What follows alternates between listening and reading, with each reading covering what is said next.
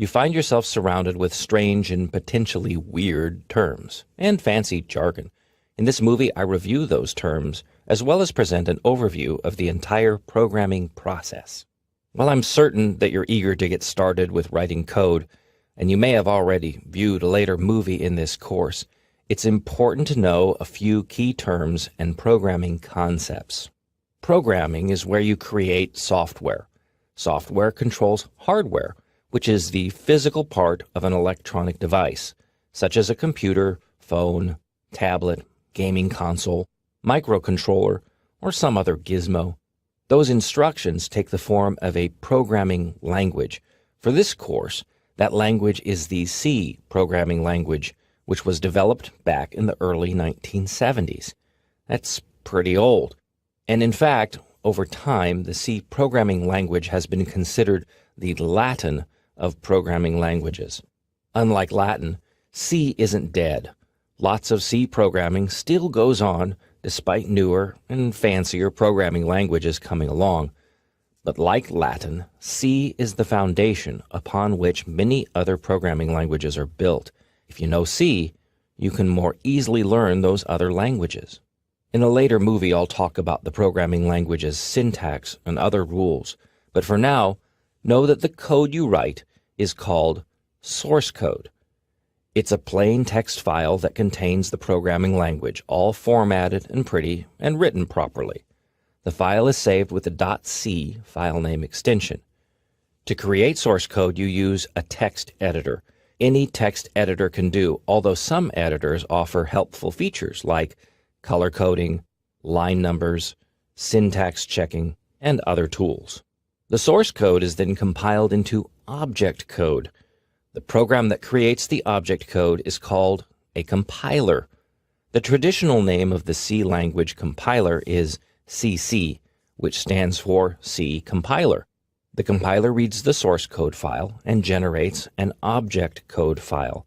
Object code files have a .o file name extension, and they use the same file name as the original source code file. The next step is called linking. It's often forgotten because modern compilers both compile and link, but linking is really a separate step. The linker takes the object code file and combines it with C language libraries. The libraries are the workhorse of the language. They contain routines or functions that control whatever device you're programming.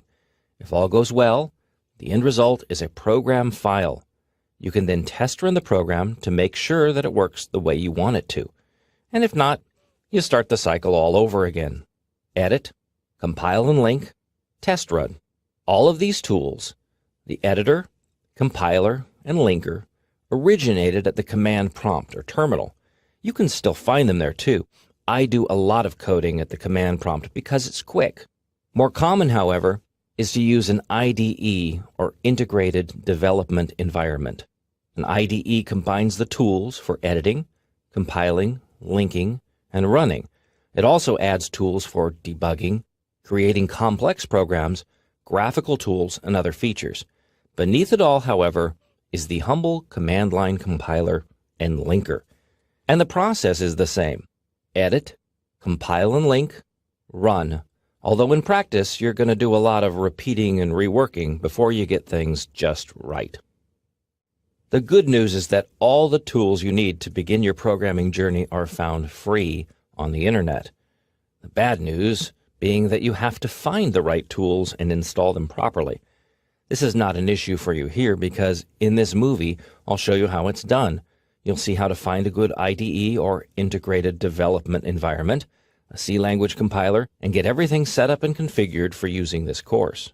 You'll find a horde of IDEs on the internet. Microsoft offers the Visual Studio as its IDE, and Apple has Xcode. You're welcome to use those tools, especially if you're comfortable with them. But for this course, I've chosen the CodeBlocks IDE. The thing I like about CodeBlocks is that it comes with everything you need. Unlike other IDEs, you don't have to hunt for a this or that after the IDE is installed. You basically download, configure, and you're ready to go. Obtain CodeBlocks by visiting the developer's website, codeblocks.org.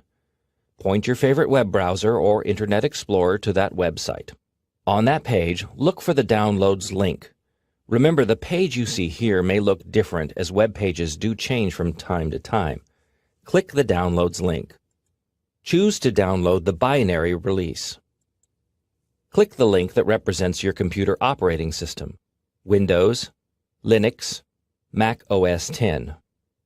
For Windows, look for the setup.exe file that includes the MinGW compiler. For example, on this screen, it says Codeblocks 1312 MinGW setup. The numbers may change, but that's the link you need.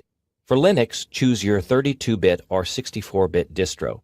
Select a version of Codeblocks that isn't testing or debug info.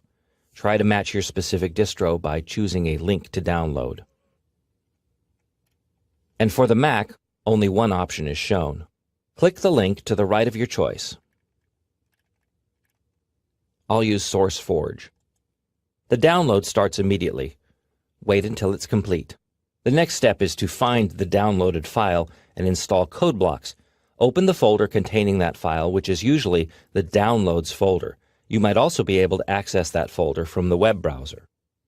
In Windows, double-click the file to open it and begin installation. Work through the installation wizard. Don't worry about any of the options. They're all okay. Eventually, Codeblocks will be installed with a shortcut icon on the desktop. Click the Yes button to start Codeblocks if you like, although it's not necessary to do so to complete this movie. On the Mac and Linux, you need to unpack the archive you downloaded. Double-click the icon in a folder window to unpack the archive. On the Mac, you'll end up with a Codeblocks app file, which is secretly a folder. I recommend moving that icon to the Applications folder. With Linux, double-click to open the archive.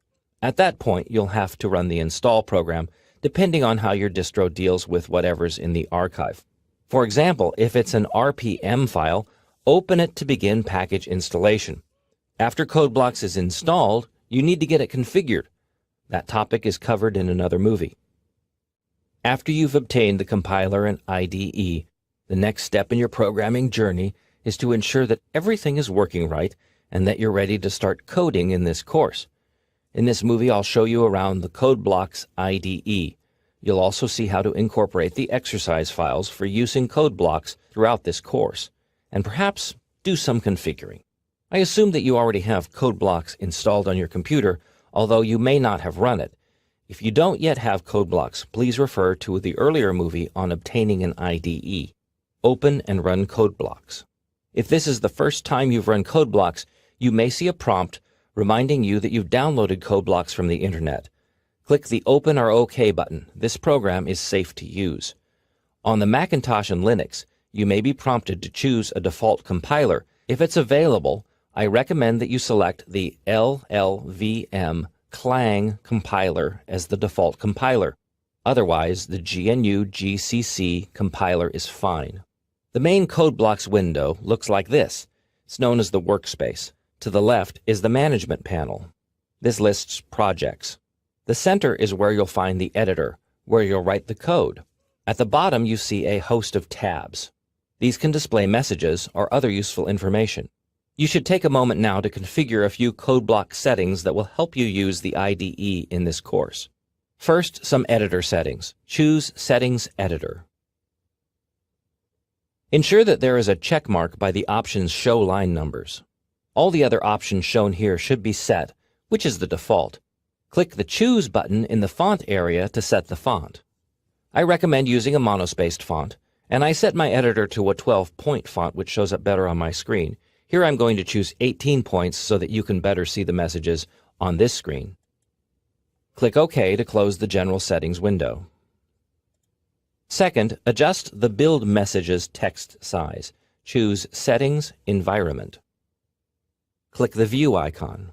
Set the Message Logs font size value to 10 or 12, which is better to see. Here I'm going to set it to 16 or 18, which is going to show up really well on this screen. Click OK. Codeblocks is now configured for this course. You can quit Codeblocks now if you like. When you quit, you may be notified that the perspective has changed.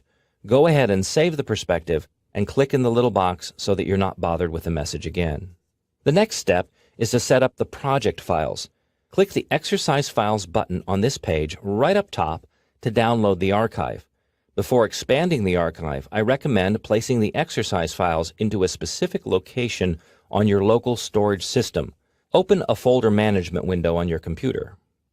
Ensure that you're viewing your own personal folder, which is known as the Home folder in Unix or the User Profile folder in Windows. Do not use the Library folder system in Windows. Instead, click the address bar to visit your account's folder.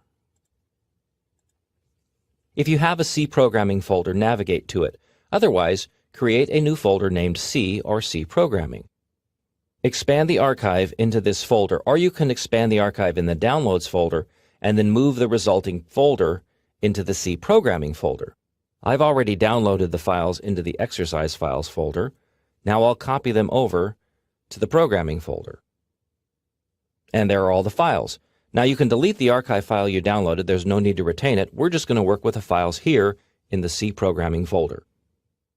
Programming involves writing source code, compiling, and linking, which creates the program. You then test run the program to see how it works, or if it works. In this movie, I'll demonstrate that process in code blocks. You'll see how to set up and run a sample project. I'll also show you how to understand and fix problems by using the Code Blocks IDE. Start up Code Blocks if you haven't already. You need to see the Start page, and if you don't see it, choose View Start Page. Most of the work you do in Code Blocks is project-oriented. Projects can be anything from a small program to a massive online game. For this course, you'll be using the pre-written exercise files. But normally in Code Blocks, you create a project, typically by clicking the Create a New Project link. This step isn't needed in this course because, like I said, I've pre-written all the exercise files for you. But if you wanted to create a new project in Code Blocks, specifically one of the console applications demonstrated in this course, choose Console Application when starting a new project. Select the C language. Type in a name for the project and choose a folder, such as the exercise folder created in an earlier movie. On the Mac, ensure that the names don't have any spaces or the program can't be run from within Code Blocks. Choose Release Only and click Finish. Open the main C source file to begin editing. Although this is a complete program, it's presented as a skeleton. Otherwise, that's all you need to know about the Code Blocks Start page. Dismiss this project by right-clicking on it and choosing Close Project. In this course, you'll be incorporating pre-written source code files for use in the IDE. This saves you typing time, but it also saves you editing time from creating a new project and then editing that Code Blocks pre-written source code skeleton. To open one of this course's exercise files in Code Blocks, click the Open button on the toolbar. Browse to the folder containing the exercise files, such as the C Programming folder. Choose the exercise file 0104 Welcome. Open that file. There you see the source code. C code does not include line numbers, but the editor shows line numbers in this column. These are handy for reference in this course, but also for tracking down errors. And the source code itself appears here. The text is color-coded, which helps you recognize different parts of C, as well as spot errors when things aren't colored correctly. The next step after writing the source code is to compile and link. In Code Blocks, that step is combined into a single action called Build. To build your project, click the Build icon here. The action takes place at the bottom of the screen in the Build Log and then Build Messages tab. Yes, these errors are on purpose. I want you to see how the errors appear. Click the Build Log tab to review the specific messages. You see what's wrong, which may not make sense to you right now, but it will in the future. More importantly, you see a line number, line 5. In this case, line 5 is missing a double quote. In the editor, click here to add a double quote character. If you've done it correctly, then only the text in double quotes is colored blue, not the parentheses or semicolon at the end of the line. Save the file. Click the Build button again. And there's still an error. Click the message to locate the error in the code, or click the build log to see more specifics, some compilers, such as Clang, are more specific about warnings and errors. At the end of line 6, type a semicolon. Save the file. Build. And no warnings, no errors. That's good. It's what you want to see. Now on the Macintosh, you may see a warning about option S. That's a linker error, and you can ignore it. Click the Run button to witness the program's brilliance. In Windows, the program runs in a command prompt window. On the Mac and Linux, a terminal window appears. In that window, you may also see any startup scripts you've written. Ignore that part of the output. Otherwise, what you see is the program's output, shown here as Welcome to the C language. Close the output window and return to code blocks. In Windows, press the Enter key. If the terminal window doesn't close in Unix, type the exit command and then press the Enter key. I recommend you do this, otherwise those terminal windows will stack up. You're now ready to move on to the next project. If you shut down code blocks, you may be asked whether or not you want to save the perspective. Click Yes. C is a language. Like all languages, it has its parts of speech, structure, and syntax. All this stuff is what makes a source code file so delightfully cryptic. But once you understand what's going on, and why things are presented the way they are, it begins to make sense. In this movie, I introduce you to the C programming language. You'll understand the structure, what the main function does, and get to know C language keywords, functions, operators, variables, and values. In code blocks, click the New button and choose Empty File. You're now going to type source code. It's only one line, so type main, an empty set of parentheses, a space, a set of empty curly brackets or braces, and press the Enter key to end the line. Save the source code file. Click the Save button. If you need to, choose your C programming folder. Type the file name dummy.c. The source code file is created and saved. Click the Build button. The code does compile. What you see is the absolute minimum C program known as the dummy. All C source code must have the main function. This is where the program execution starts, and the contents of the main function are enclosed in curly brackets. Here, everything is empty, which is okay, although you might see a compiler warning which isn't critical. A program was created. Click the Run button to run the dummy program. And there's no output. That's predictable because the code does nothing. Like any language, the C programming language has several parts: keywords, functions, operators, values and variables, and structure. The keywords are the language part of the C language. They accomplish very basic tasks. The good news is that, unlike English, which has tens of thousands of words, there are only 44 words in the C language. Don't freak out. In practice, you may only use about half of these keywords. The real workhorses of the C language are functions. What the keywords do is really basic. To do more in C, you rely upon a function. The functions are held in libraries. The linker's job is to combine the library with your program's object code, knitting the two together to make a program. To use a function in a program, you must incorporate a header file which defines the function. You'll see how that's done later in this movie. Operators are symbols used to manipulate data in the program. These include the traditional math operators, as well as a host of other special symbols. Values and variables are similar. Values include characters and numeric values. The numeric values are divided between integers or whole numbers and floating point values, which contain a decimal part or fraction, or which can be very, very large values or very, very small values. A variable, on the other hand, is a container for a value. Its contents can change or vary, which is why they're called variables. The values that go into variables are the same types of values you use directly in a program.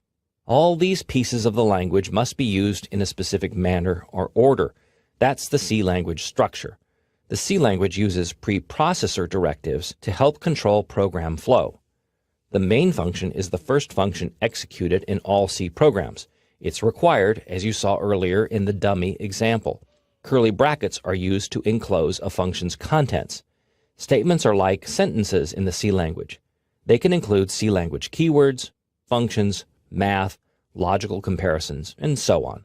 Finally, comments are notes to yourself or other programmers, reminders, general information, or other items that are part of the source code but not compiled.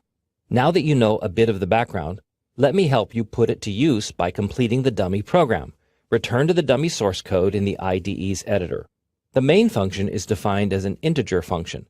That means it returns an integer value to the operating system. Therefore, some editing is necessary. In your editor, type the C language keyword int before the word main. Ensure that a space separates both. Now I'm going to clean up the curly brackets, which I prefer to put each on a line by itself. Now I'm going to add a statement to the main function. See how the editor automatically indents the line? That's the traditional way C code is formatted. Type the word return and a number. I'll let you pick any number, although it must be an integer. I'll type 3. You can type the number in parentheses, as I've done here, or you can just specify the value. If so, you need to put a space between return and the value. Type a semicolon to end the statement. Save. Build. As long as your code looks like mine, no errors or warnings appear. Run. On the Mac or Linux, you may see no output other than the build log, and it says the program terminated with status 0. On the PC, the terminal window shows you the return value. I'm going to fix the font to make it a little more readable. Here you see the process returned 3, which is the integer value I specified in the return statement. To add output to the dummy program, you need to use an output function. C language keywords don't output anything. They're just basic vocabulary, words like return and int. As an example of an output function, you can use puts, which sends text to the standard output device. In this case, it's the terminal window. Program code in the C language is read top-down.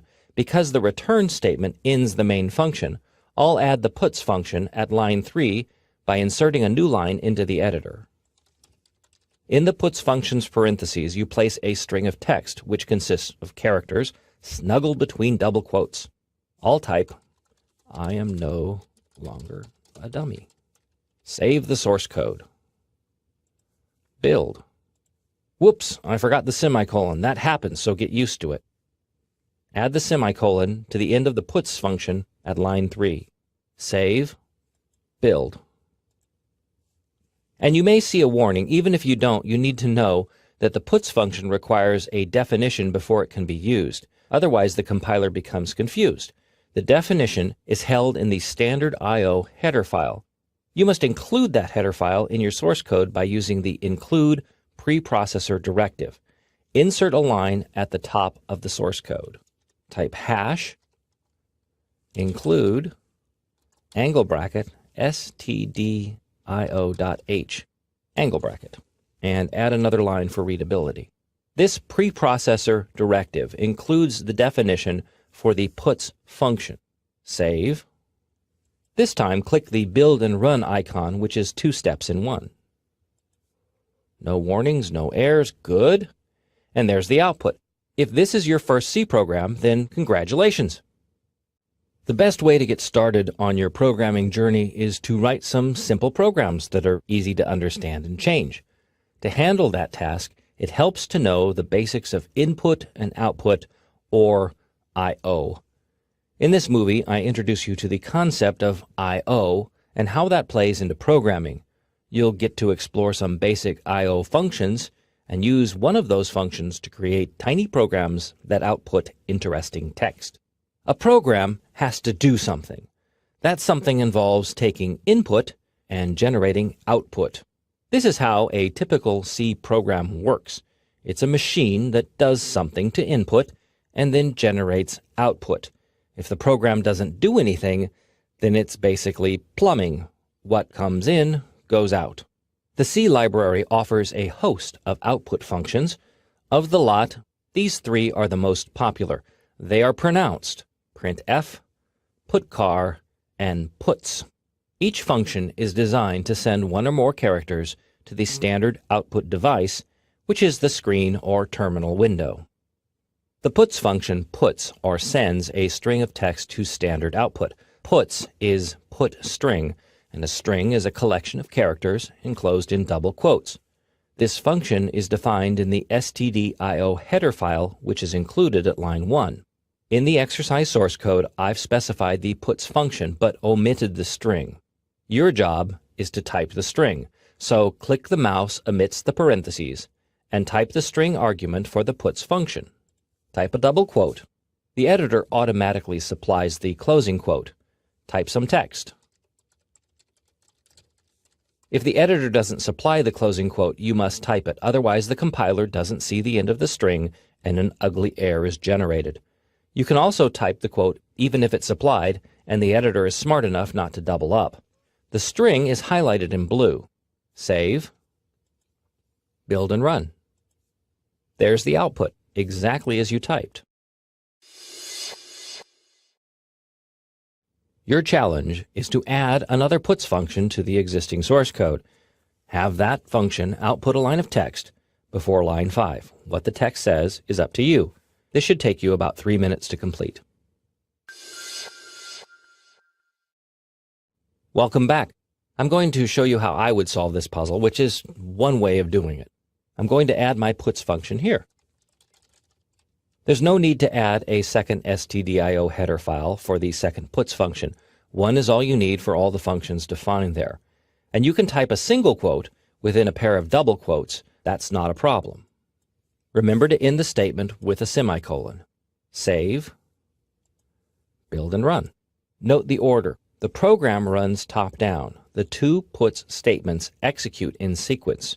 The program ends with a return statement, which returns control back to the operating system. The closing curly bracket merely marks the end of the main function.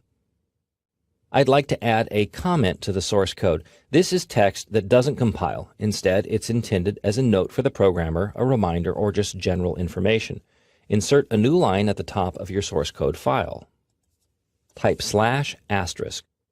Traditional C comments start with the /* character combination and end with the */ characters. The editor highlights all the text in the code, which is now effectively one long comment because no ending comment characters have been written. Type your name and the date.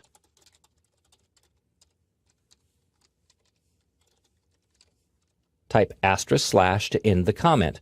Comments aren't compiled, and you can prove it. Save the changes, build and run, and the output is the same. A second type of comment uses 2 slashes at the start of a line. You can use this comment to disable a statement in the code, which happens a lot when you're hunting down bugs or trying to fix something. I'll comment out line 6, the first puts statement.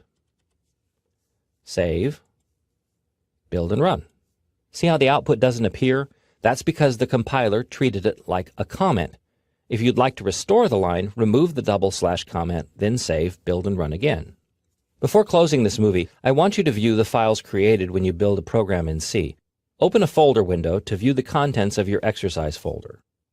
For each source code file, you find an object code file. It has the same name as the source code file, but with a .o file name extension. That's the file created by the compiler. The object code file contains both the compiled source code as well as information from the header file. The linker takes that object code file and mixes in the C library file. The result is a program file, which also has the same name as the source code file. In Windows, you may see the file name extension exe, which means executable. In other operating systems, no extension is necessary. The extension doesn't show up on this screen because Windows is configured not to show certain file name extensions. The program file might also be given the name a.exe or a.out. That's the linker's default name, although in code blocks, the program's name is the same as the source code file's name. Everyone's favorite C language output function seems to be printf. In most C courses, it's the first function you learn because it's included in the traditional Hello World program. But the function has far more power than just spewing out text. In this movie, I introduce you to the printf function. It's another text output function, but one with far more power than puts.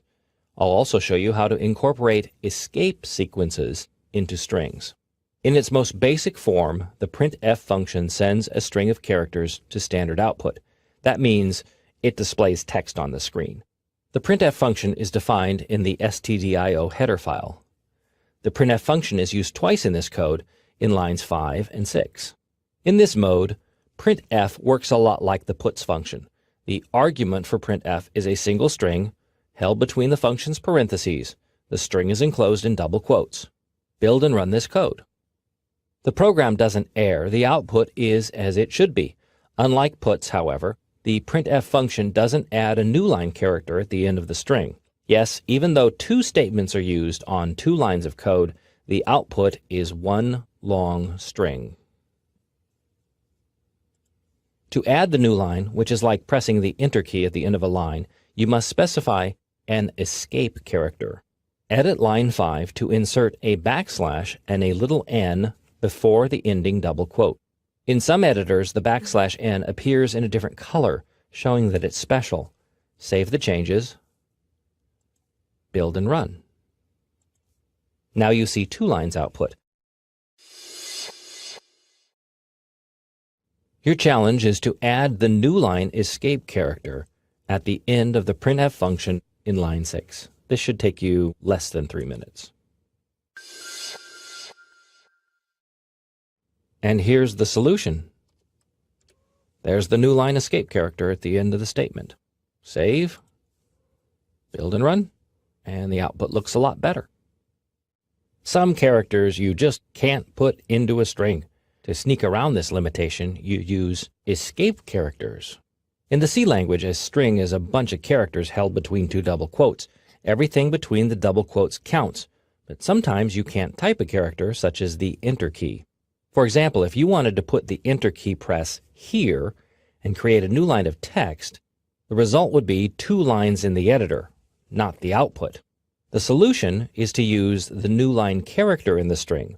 It's an escape character, which means it starts with a backslash. That's followed by n for new line. Together, the backslash n is interpreted as one character, a new line, and it's generated when the string is output. The C language uses about a dozen escape characters, also known as escape sequences. The most common are new line, tab, single quote, double quote, and if you really need to display a backslash character, you must escape it as well. As a challenge exercise, I want you to create a new source code file saved under the name blorf.c. Use a single printf statement to generate the output you see here. Hello, on a line by itself, and then another line that says, my name is Blorf, with the word Blorf and the period enclosed in double quotes. Pause this movie and attempt this exercise. It should take you about 3 minutes. I'm going to create exercise blorf.c myself so you can compare what you've come up with what I did. Be aware that your code may not match up exactly with mine. I'll create a new empty file in code blocks and type in a basic skeleton. You see as I type, the text isn't color-coded. You have to save the file before the editor recognizes how to color the text. I'll save here and then go back and rewrite the specific printf function. And there's the color. So at line 5, I'm going to type in the printf function. Hello, and a new line. My name is, and escape the double quote, Blorf, period, escape the double quote. Type a semicolon to make it a statement. Add a blank line for readability. Save, build and run. There's the output as requested, a single printf function that output 2 lines of text. And if you thought to add another new line at the end of the string, you get bonus points. Otherwise, the output looks kind of scrunchy. By the way, if you don't want to use double quotes, you can use single quotes instead. In line 5, I'll edit to remove the double quotes and replace them with single quotes, because single quotes in a string don't need to be escaped. Many programmers find this method easier to use. A value is typically numeric, although it doesn't have to be. In your code, you can specify values such as 3, 5, or even 100 million.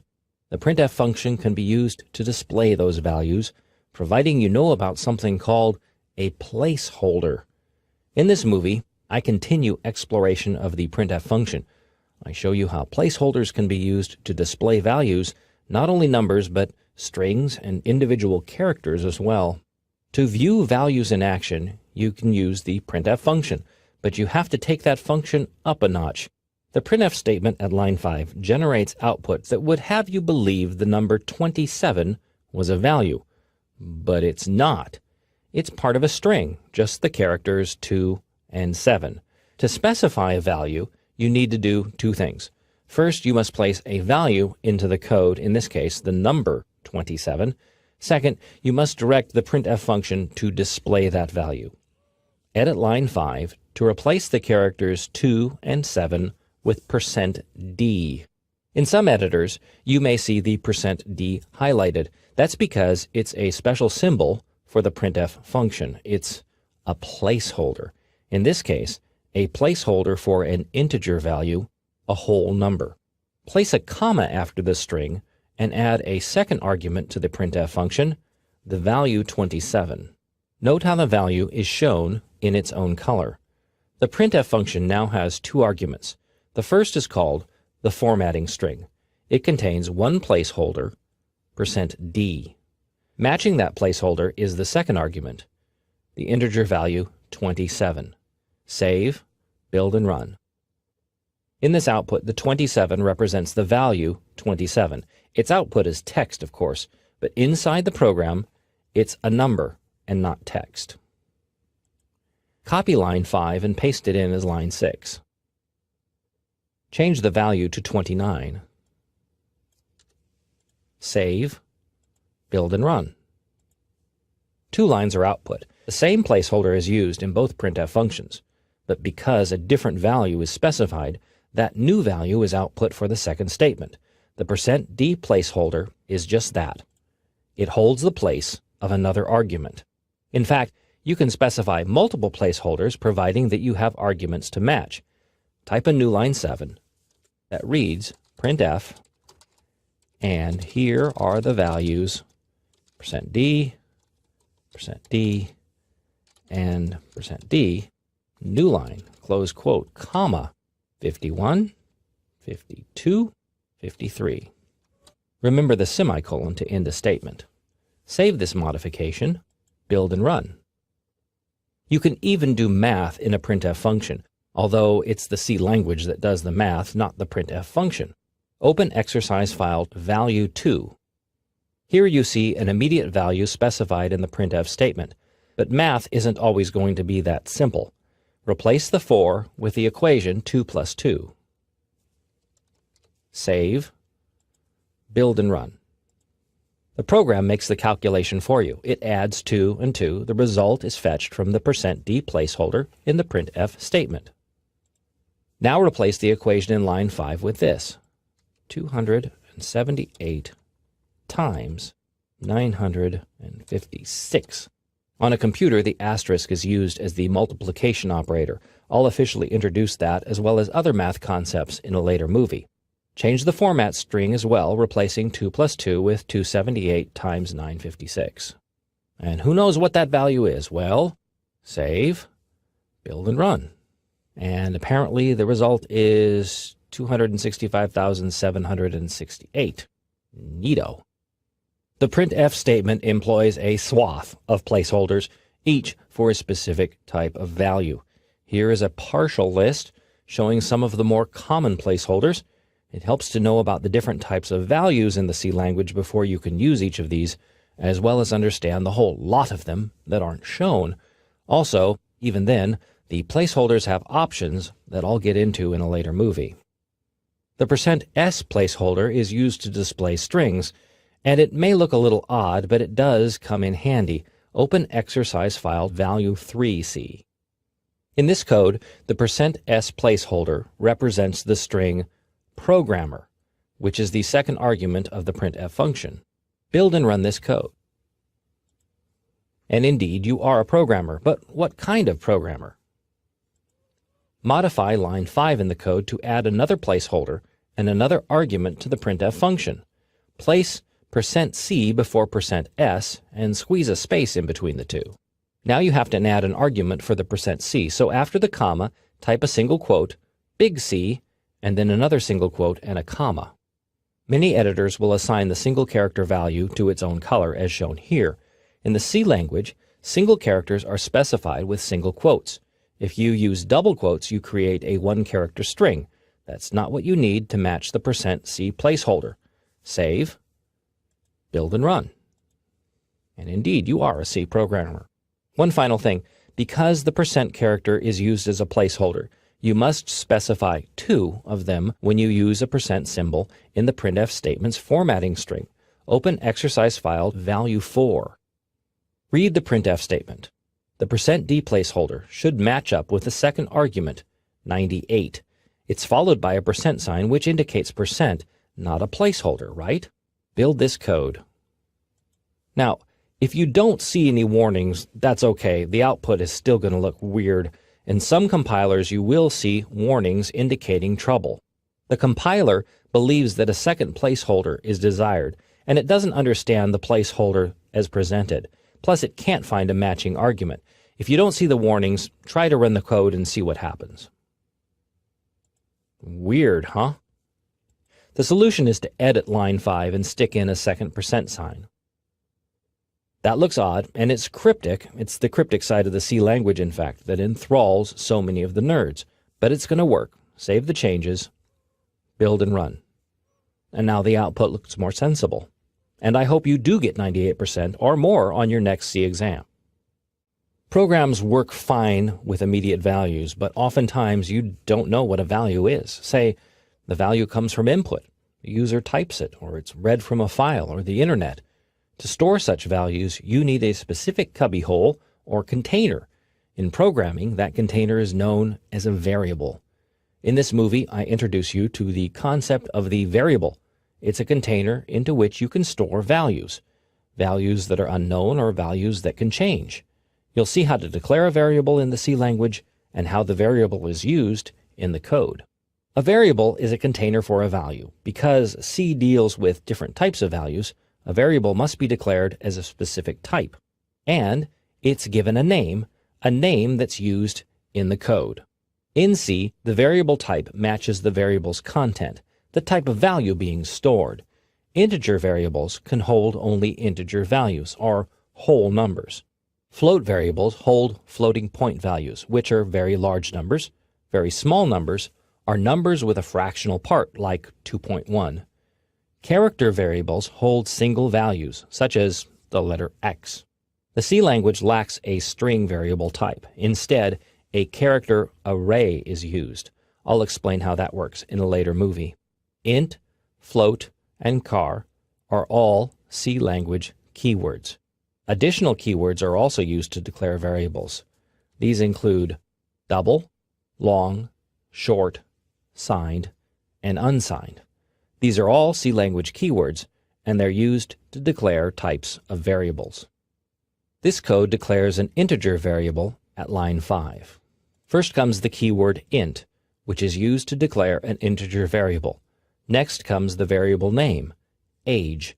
As this is a statement, it ends with a semicolon. Variable names can include numbers, letters, and some symbols. They must begin with a letter, or an underline can be used. The name must be unique, with no two variables having the same name, nor should variables be the same name as functions or C language keywords. At line 7, the variable age is assigned the value 30. In C, values or equations go on the right side of the assignment operator, the equal sign. The value or results of the equation is then assigned to the variable on the left. Because 30 is an integer value, it fits nicely into the integer variable age. Finally, the statement at line 9 displays the variable's value by using the printf function. The %d placeholder is used, and the variable age is specified as the second argument. Build and run this code. The whole idea behind a variable is that its value can change. Edit the source code so that the value of the age variable is changed to 34. Make this modification at line 7. Save the modified code, build and run. The program's output reflects the new value. Assign a new value to the variable in the code by adding 2 lines after line 8. First, assign the value 50 to the age variable. Age equals 50, semicolon. Second, type another printf function. This course's author is over, placeholder, integer, years old. New line, comma, age, parent, semicolon. Save this change, build and run. See how the age variable is used twice to hold 2 different integer values. On your own, you can change this code once more. This time you can assign your own age to the age variable and simply add a printf statement to say how old you are. You can do this on your own later. Math can also be performed using variables. Open exercise variable 2. In line 7, the value 32 is assigned to the integer variable age. Edit the value to reflect your own age in years. The printf function at line 8 uses 2 statements, a string and an integer variable. The string is an immediate value. Change the name Dan to your own name, unless your name is also Dan. You don't need to guess how many months you have, because that value is calculated as the argument in the printf function at line 9. Save, build and run. Of course, the month's value displayed is an approximation unless today is your birthday. In that case, happy birthday. The int is really one variable type. Another common type is the char, or character variable. Open exercise variable 3. Here 3 character variables are declared, x, y, and z. You can declare multiple variables of the same type on a single line. Each variable name must be separated by a comma.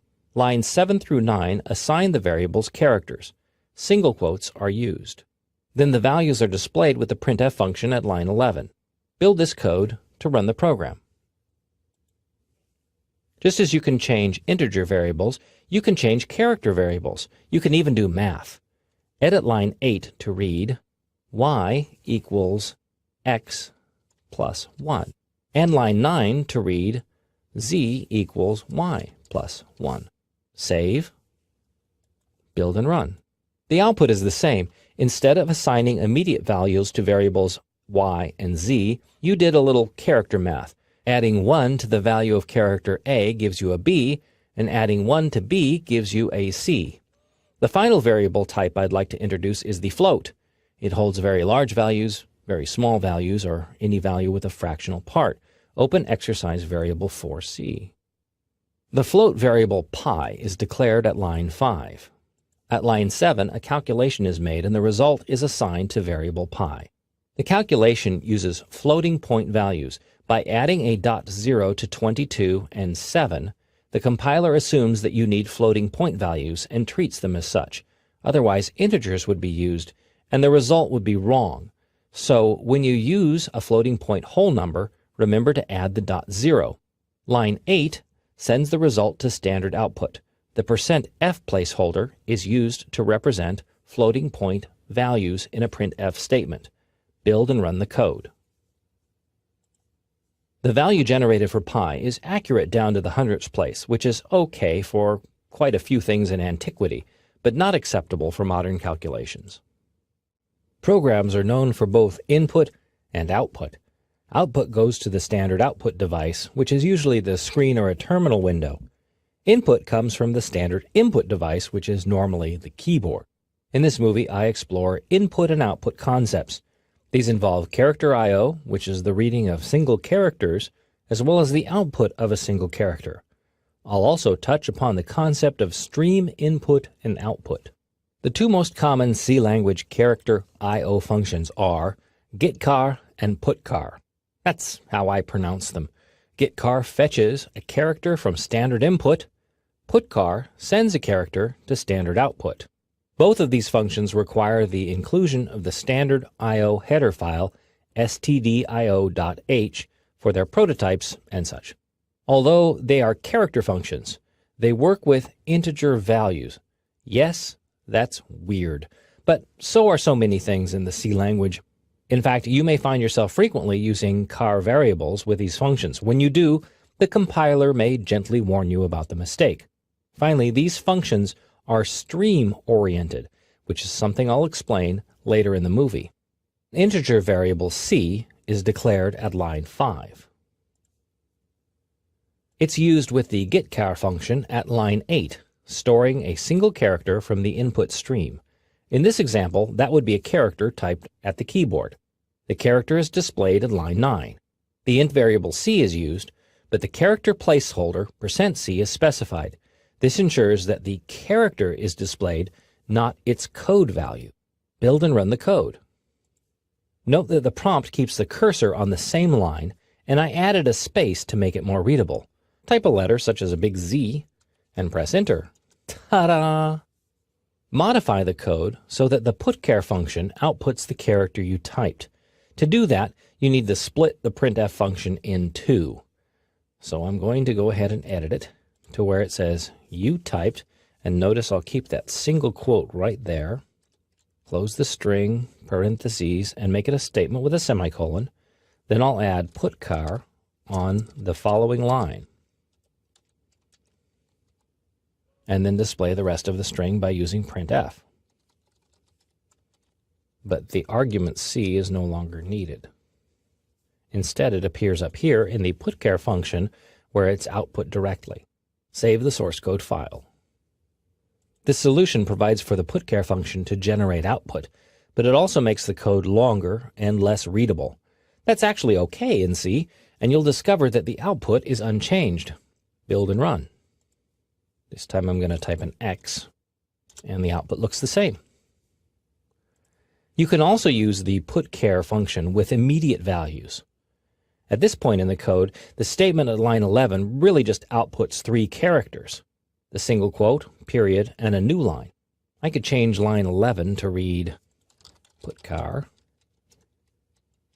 paren, single quote, backslash, single quote, another single quote. That looks odd, but you have to escape the single quote character or the compiler becomes confused. Escape characters are covered in an earlier movie. A second putchar function would display the period. The final putchar function would display the escape sequence, which is specified in the original printf function as a new line. Oops, gotta fix that. We're gonna get in trouble.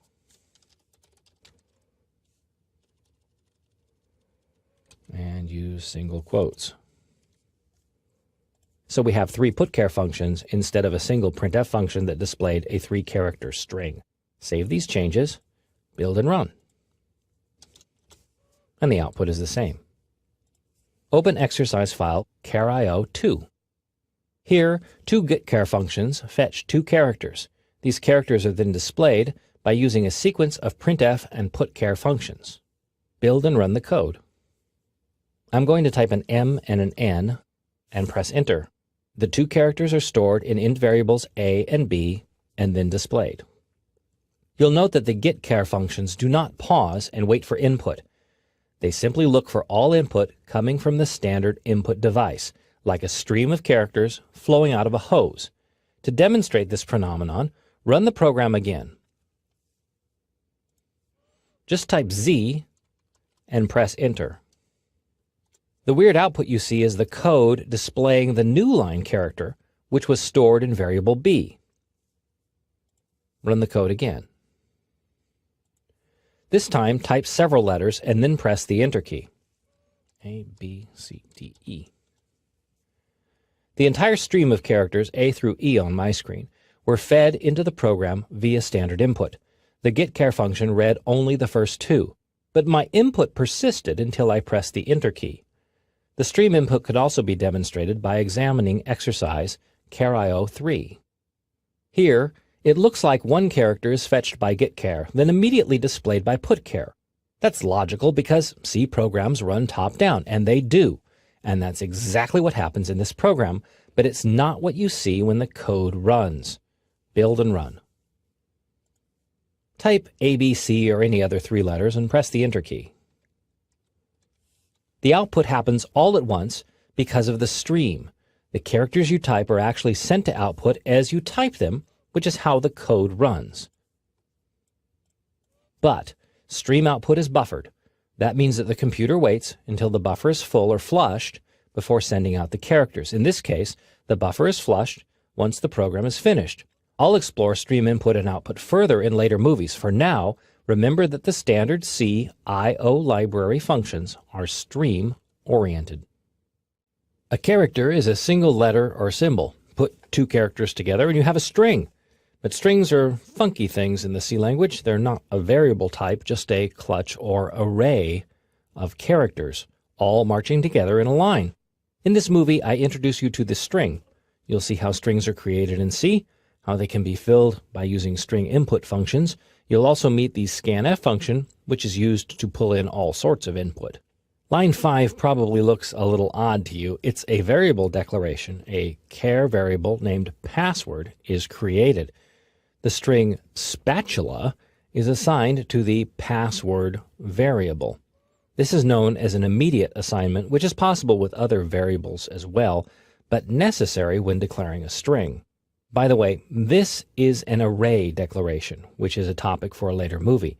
The square brackets indicate that more than one char variable is present. How many?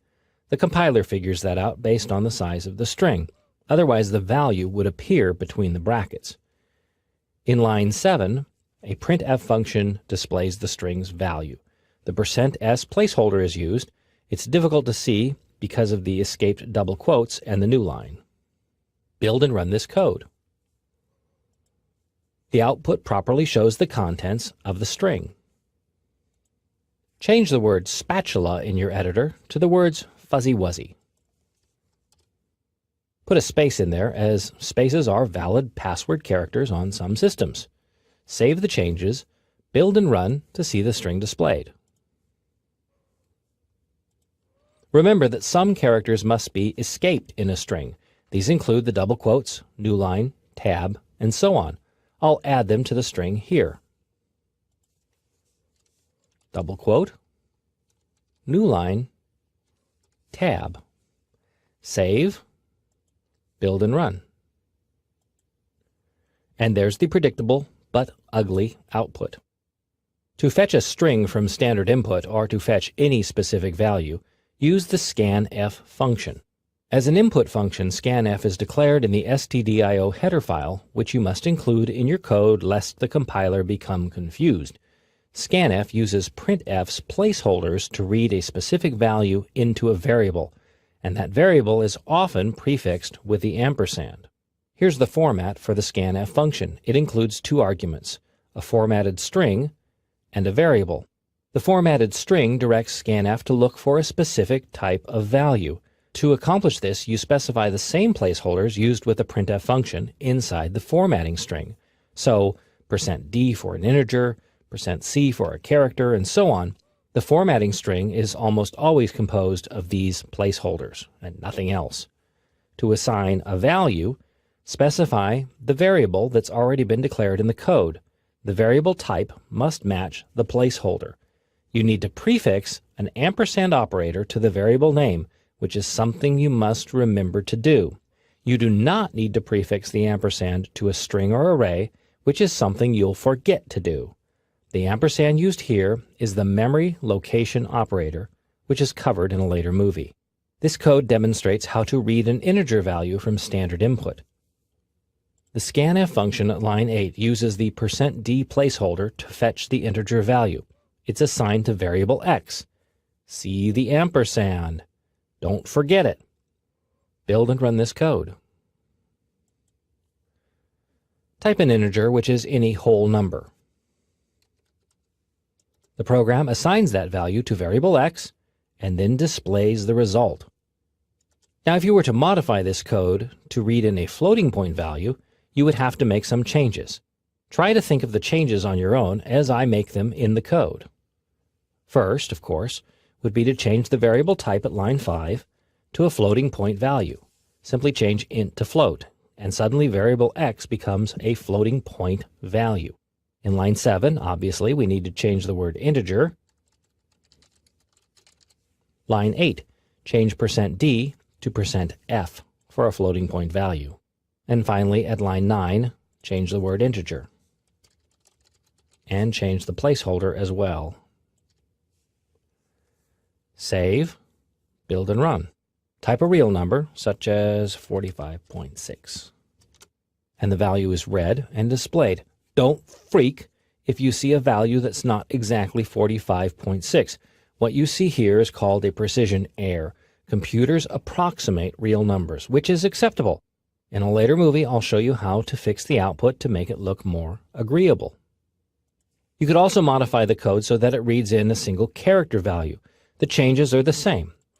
Try it along with me if you can. First, you change the variable type from float to a single character variable. And then here, change the prompt so that it says character. And change the % placeholder in the scanf function to a C from an F to read in a single character value. Change the prompt here. And the placeholder. With variable x being a character variable, you need the %c placeholders to read in the proper values. Save the changes, build and run. And I'm going to type the mysterious character x. You can also use the scanf function to read in strings, but you'll find some peculiarities in this operation. Open exercise file scanf2. On line 5, the name variable is created. It has room to store 14 characters, plus one additional character for the null at the end of the string. The scanf function at line 8 uses the %s placeholder to read in a string.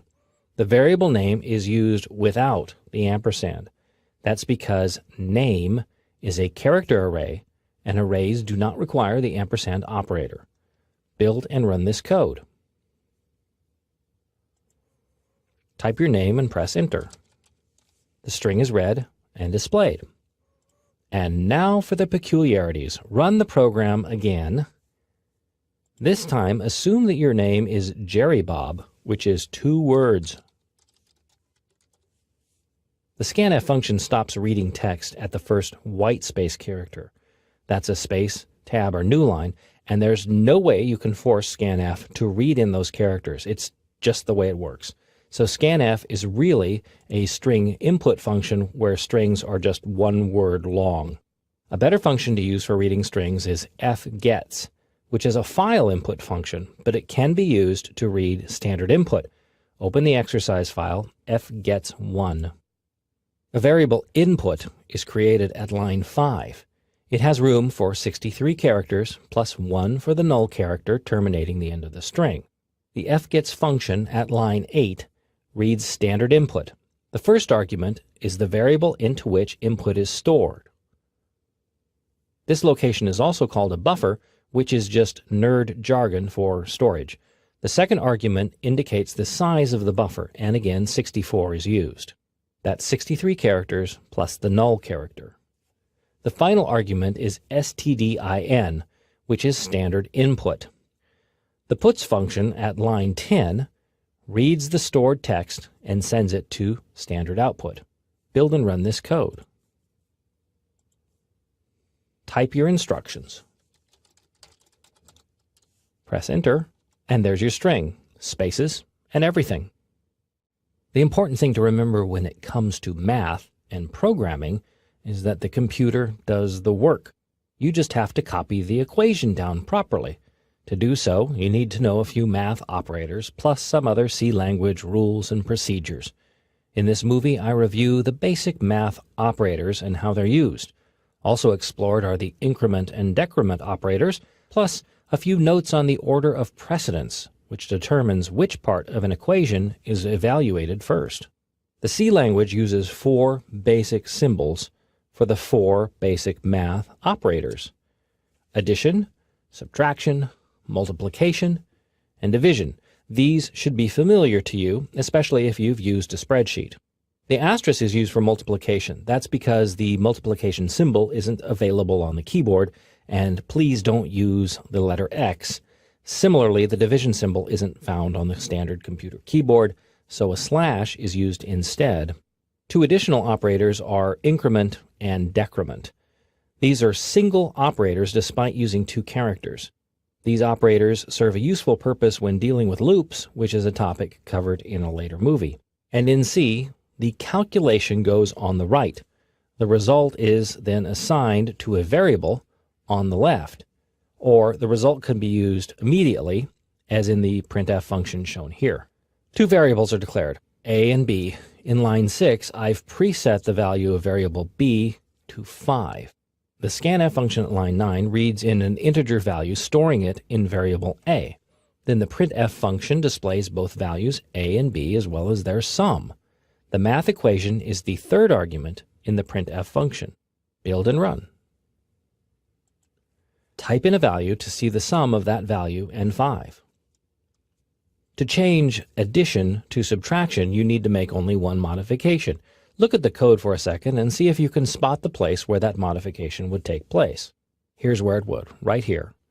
This is the equation. To change addition to subtraction, simply change the operator.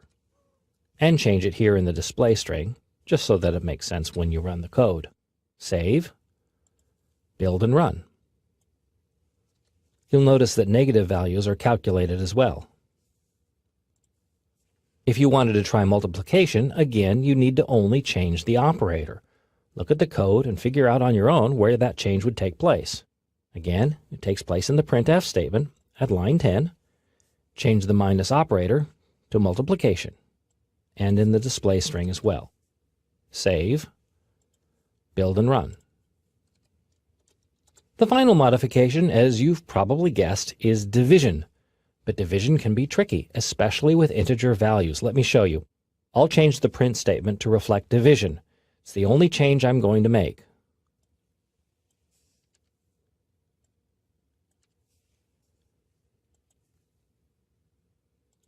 And I type in a value such as 9. The result displayed is 1, which is dubious. To do division properly, you need to use floating point values. Open exercise file math2. This is basically a modification of the existing code, switching int values to floats, as well as the associated placeholders. Also, the value 5.0 is assigned to variable b in line 6. Remember, floating points have a decimal part so that when you're writing a whole number, you need to specify .0. Build and run. Try the value 9 again. The result is more palatable, but ugly. A later movie describes how to clean up the output of floating point values. Open exercise file math3. Math is present at line 8. It adds 1 to the value of variable x. This equation may look funky to you, but it's how it works. The compiler calculates the right side of the equation first. So 1 is added to the value of variable x. That result is then stored back into variable x. To prove how it works, build and run the code. The original value is 10, and the modified value is 11. You can manipulate any single variable in this manner. The most common manipulation is to add or subtract 1 from a variable's value. For example, if you wanted to increment the value of variable x by 1, you use the increment operator, which is 2 plus signs in a row. Change line 8 in the code to read simply x plus plus. That's a statement by itself. It's a mathematical operation. Save, build and run. The decrement operator is 2 minus signs. Edit the code again to replace the increment operator with the decrement operator. Minus, minus. Save, build and run. Now the output is 10, 9. The final math goodie I want to show you deals with something called the order of precedence. It involves math equations that have multiple operators. Load up exercise math 4. Can you guess the value of variable a by looking at line 7? Run the code to see what the computer thinks. The computer thinks the answer is 13. That's because multiplication and division have precedence over addition and subtraction. The equation is also read left to right. So 25 divided by 5 is 5. Times 2 is 10, plus 3 is 13. You can change that order by using parentheses. For example, I'm going to enclose 2 plus 3 in parentheses, which means that part of the equation is evaluated first.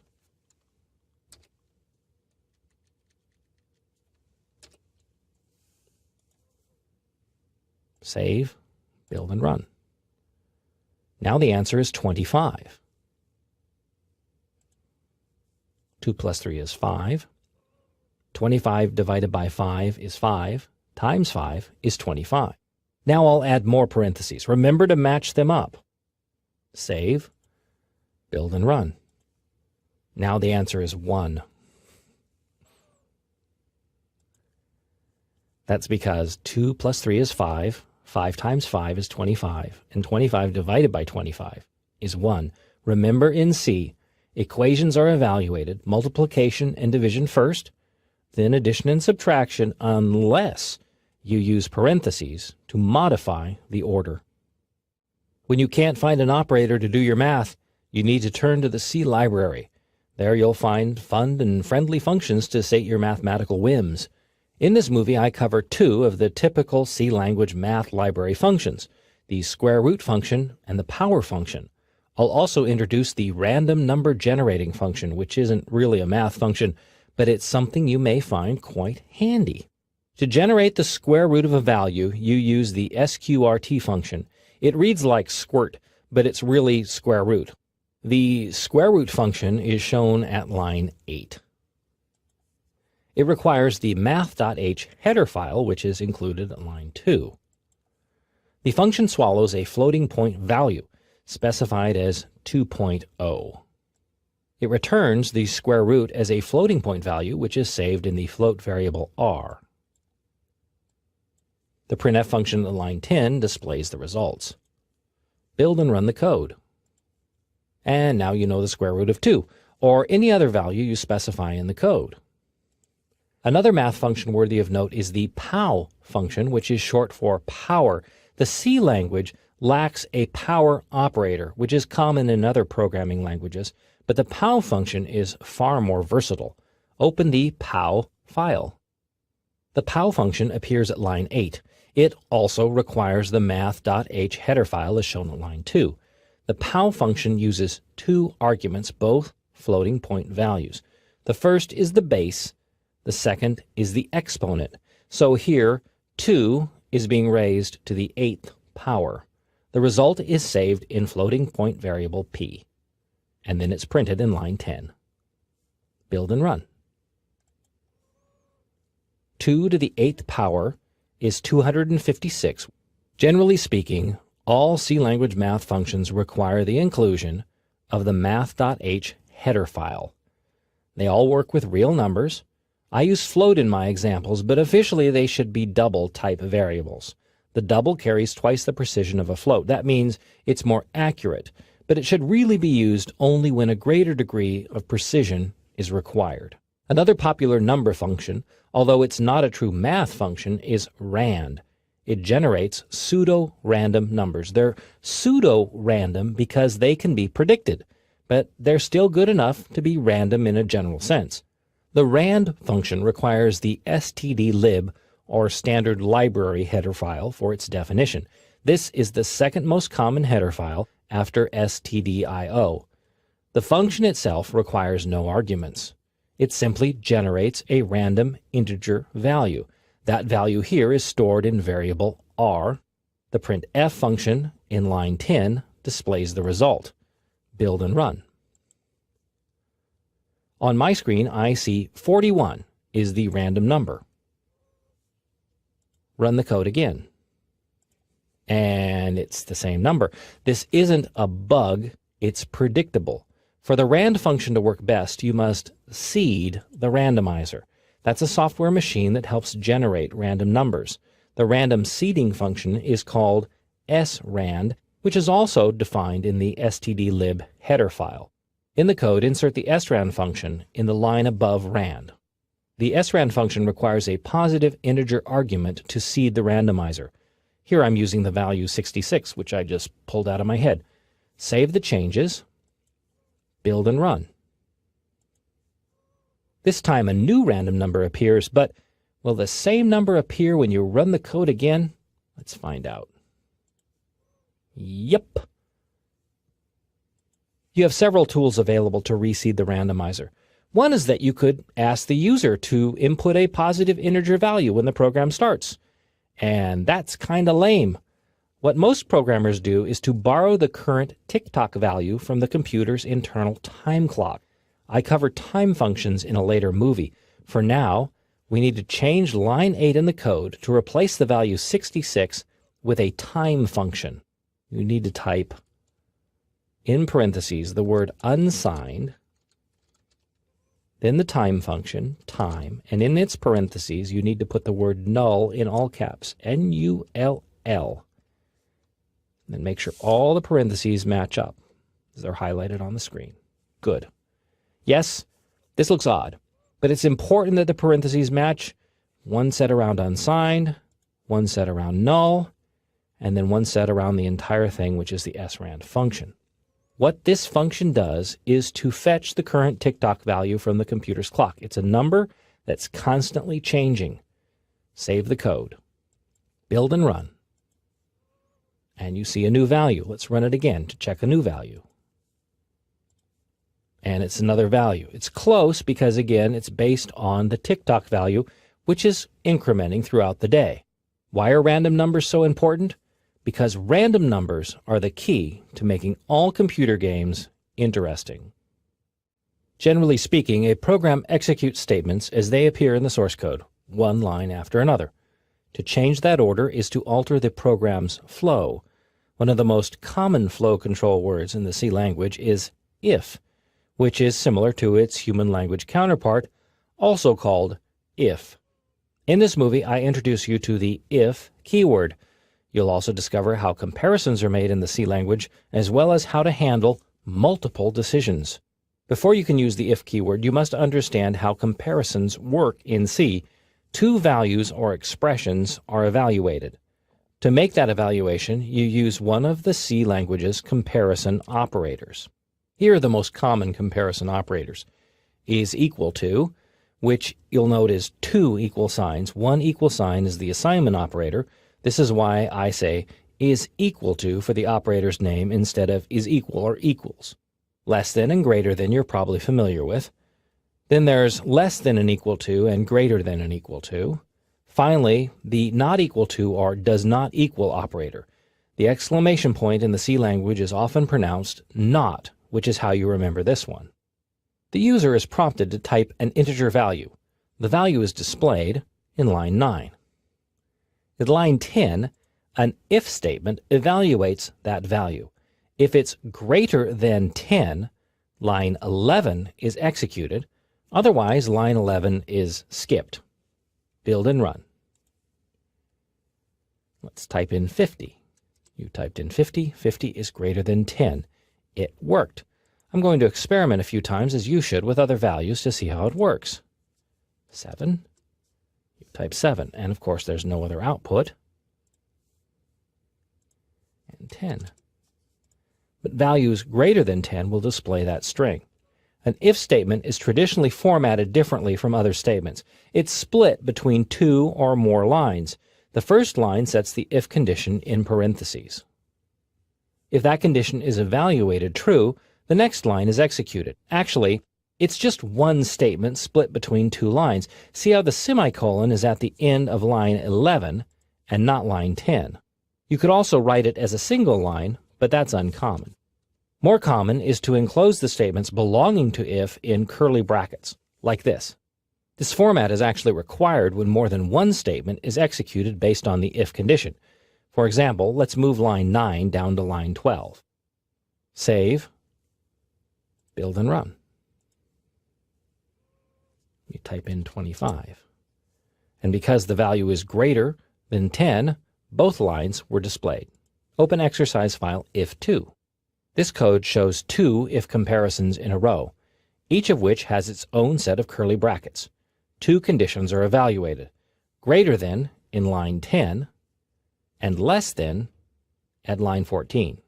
Build and run. You see the appropriate output for values less than 10. Run again.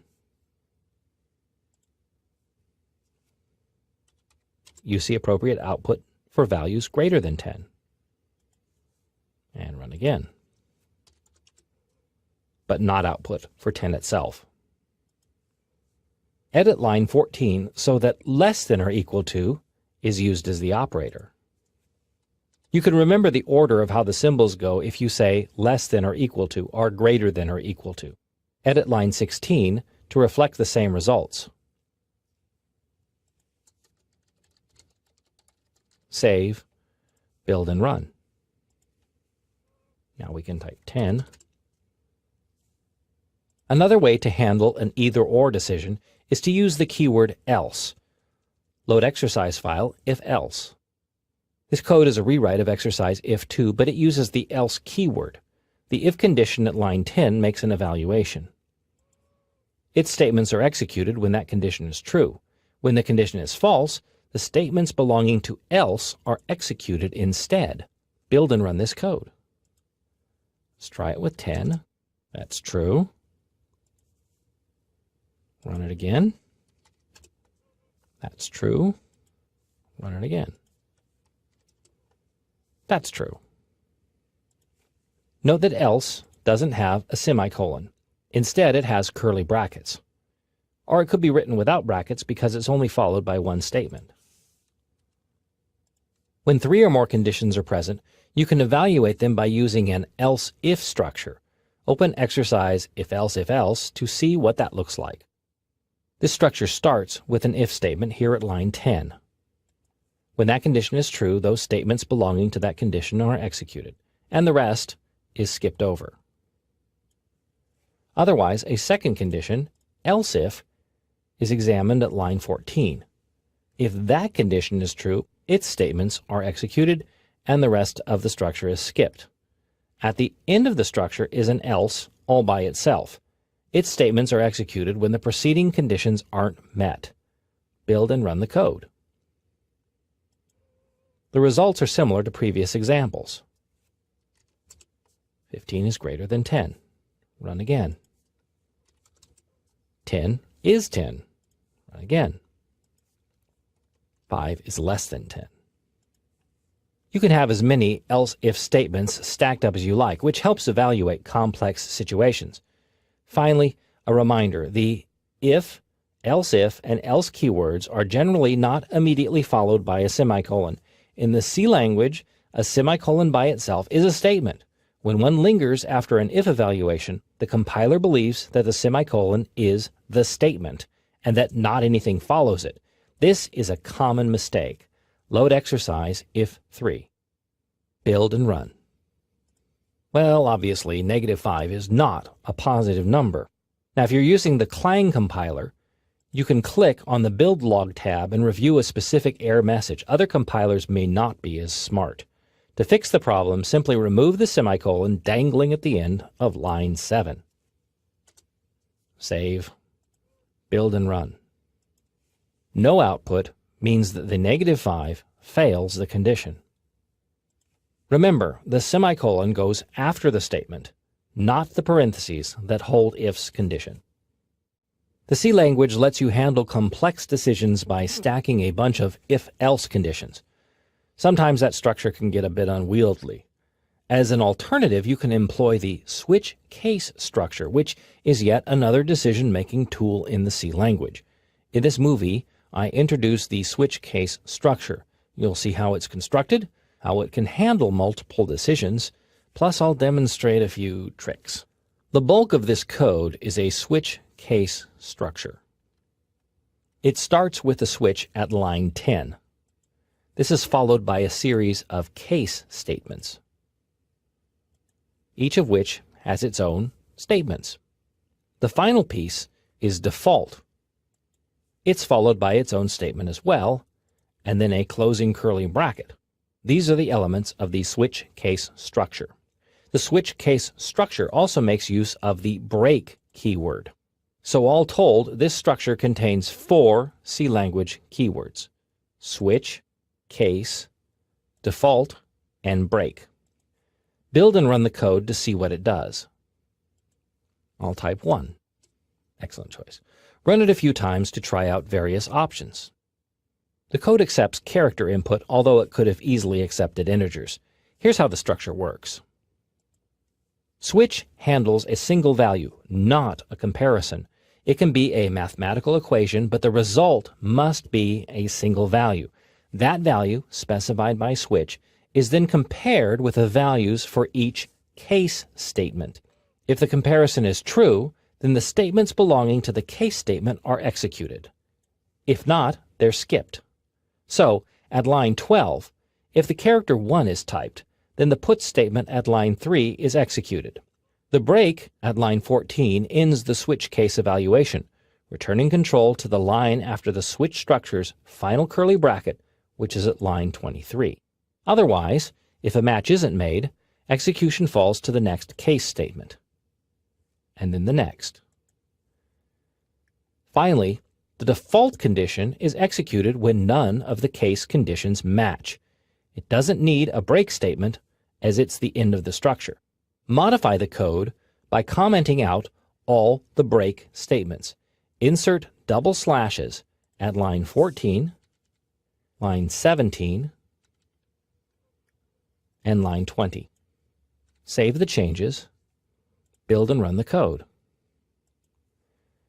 If you type a character other than 1, 2, or 3, you see the invalid choice message displayed. But type a 1. You see all the messages displayed. That's because execution falls through to each case statement. Open exercise switch 2. Here's another switch case structure, one that evaluates input as a menu system. Build and run the code. I'm going to type A. The problem with these options is that you may have typed a little a instead of a big A. In that case, the program doesn't seem to behave properly. Address the issue by adjusting the case statements to account for both upper and lower case input. Edit the source code to add duplicate case statements for the lowercase letters. Save the changes. Build and run. Now the evaluation should work for both upper and lowercase letters. You could also address this problem by using C language functions that modify character case. That topic is covered in another movie. Another way that program flow can be altered is when one or more statements are repeated over and over. This process is referred to as a loop. The C language offers several ways of looping. In this movie, I present the while type of loop. You'll learn how to set up the loop, determine when to stop looping, and how to break out of a loop before it's done. A loop is a repetitive way to control program execution. You must specify a condition that makes the loop repeat, a set of statements that repeat, and a way for the loop to stop. In this code, a while loop counts from 1 to 10. The looping condition is specified on line 8.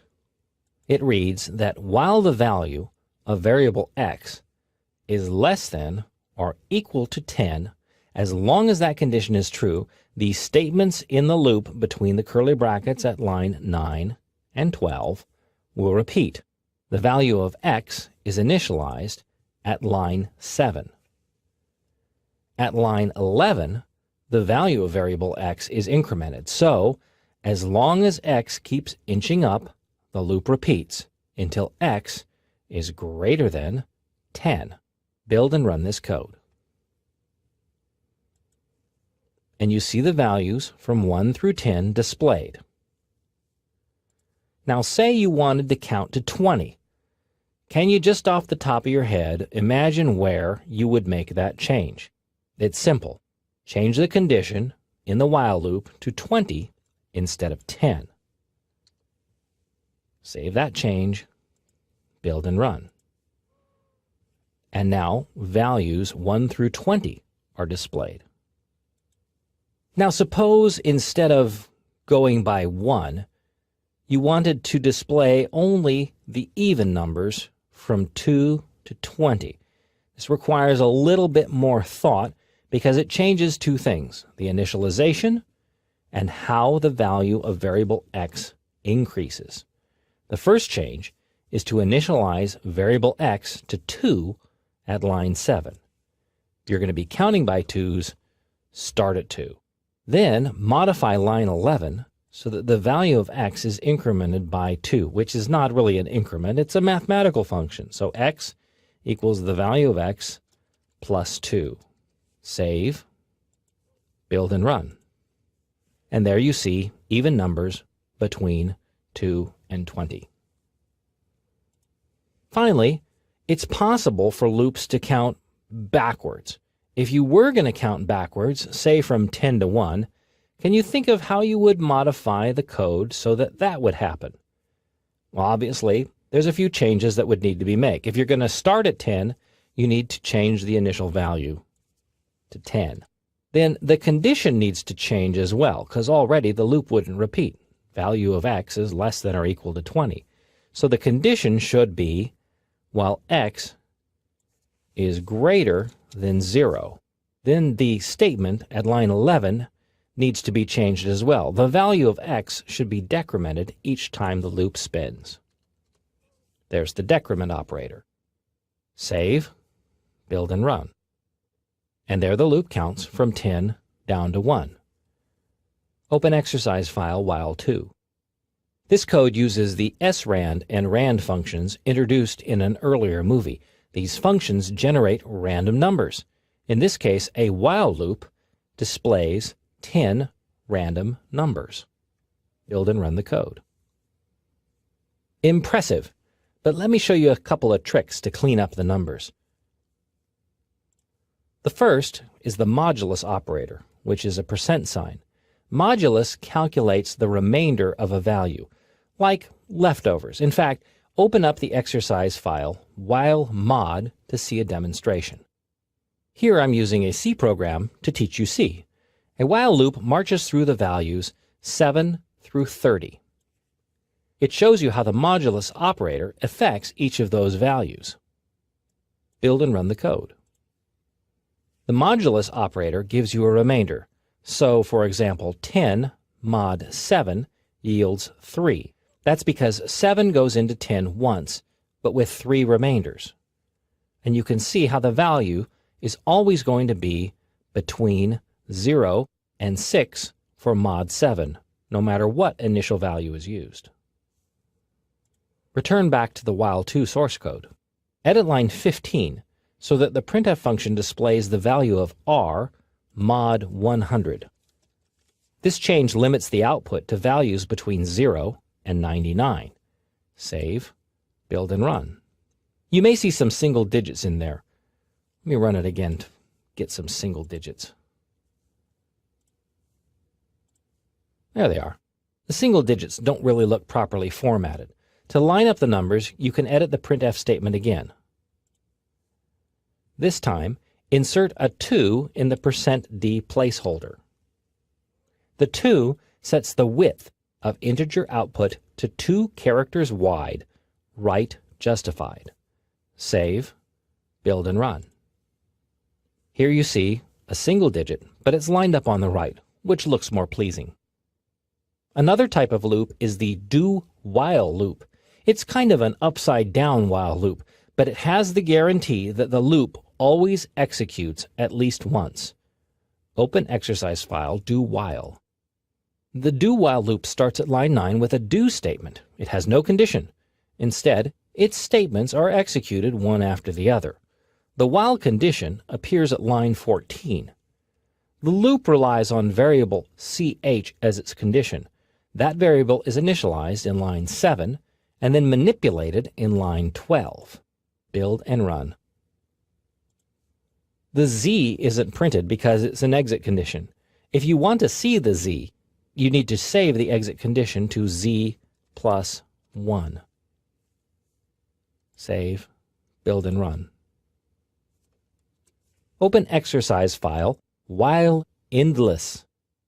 This code demonstrates an endless loop. There is no exit condition because the while loop's evaluation is always 1. Build and run the code. Press Ctrl-C to cancel the program and stop the madness. Now, endless loops do have their place, but most of them are unintentional. You can, however, fix the loop by using the break statement. Insert line 8, which simply says break, and then a semicolon. Save. Build and run. The loop spins only once because the break statement busts out of it. You can even use the break to bust out of a loop prematurely. Load exercise file while endless break. The while loop's condition is infinite, and it cannot change, but variable a is used to monitor the loop's iterations, and once a is greater than 10, the loop is busted. Build and run the code.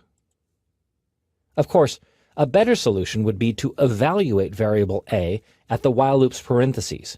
That's something I hope you try on your own. The for keyword is used for creating loops in your C code. Unlike a while loop, the for loop is set up on a single line, which makes it more cryptic, but it remains a popular and perhaps more traditional type of loop. In this movie, I present the for loop. You'll see how to set up the loop and understand its parts. A for loop is presented at line 7. The loop's statement contains 3 parts, each separated by a semicolon. First comes the initialization. The statement is x equals 0, which is an assignment. It's made at the start of the loop. Second comes the looping condition. The loop repeats as long as this condition is true, x is less than 10. Finally, the iteration statement. Each time the loop repeats, this statement is executed. Here, the value of x is incremented. The semicolon doesn't follow the for statement's parentheses. Instead, the semicolon follows a single looping statement as shown here at line 8, or a series of statements are enclosed in curly brackets. Build and run this code. The values 0 through 9 are output. This is actually typical for a C loop. In C programming, you start counting at 0, not 1. Humans start counting at 1. So, to fix the loop for the human's eyes, change the printf statement to read x plus 1. This modification doesn't change the value of x, only the output. Save, build, and run. Now that you've seen the basics of the loop, you need to practice some of your skills. You need to practice 3 challenges. You need to modify this code so that the loop displays the values 1 through 20. The other one is to display even numbers from 2 to 20. And finally, to display values from 10 down to 1. That's 3 challenges in one. Your first challenge is to modify the code for 1, as shown in the earlier movie, so that it outputs values 1 through 20.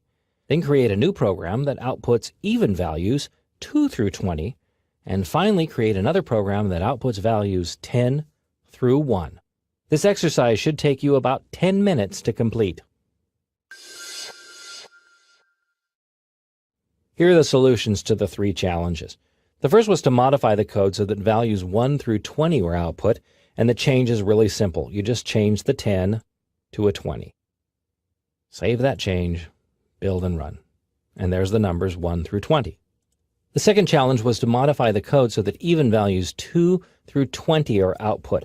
Unlike a while loop, which was shown in an earlier movie, only one line needs to be changed.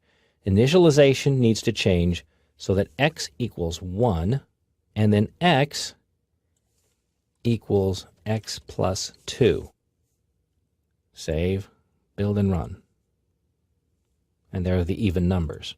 Of course, to make it more readable, I'd probably have done this change, where x equals 2, while x is less than or equal to 20, and then change the printf statement so that x is output itself.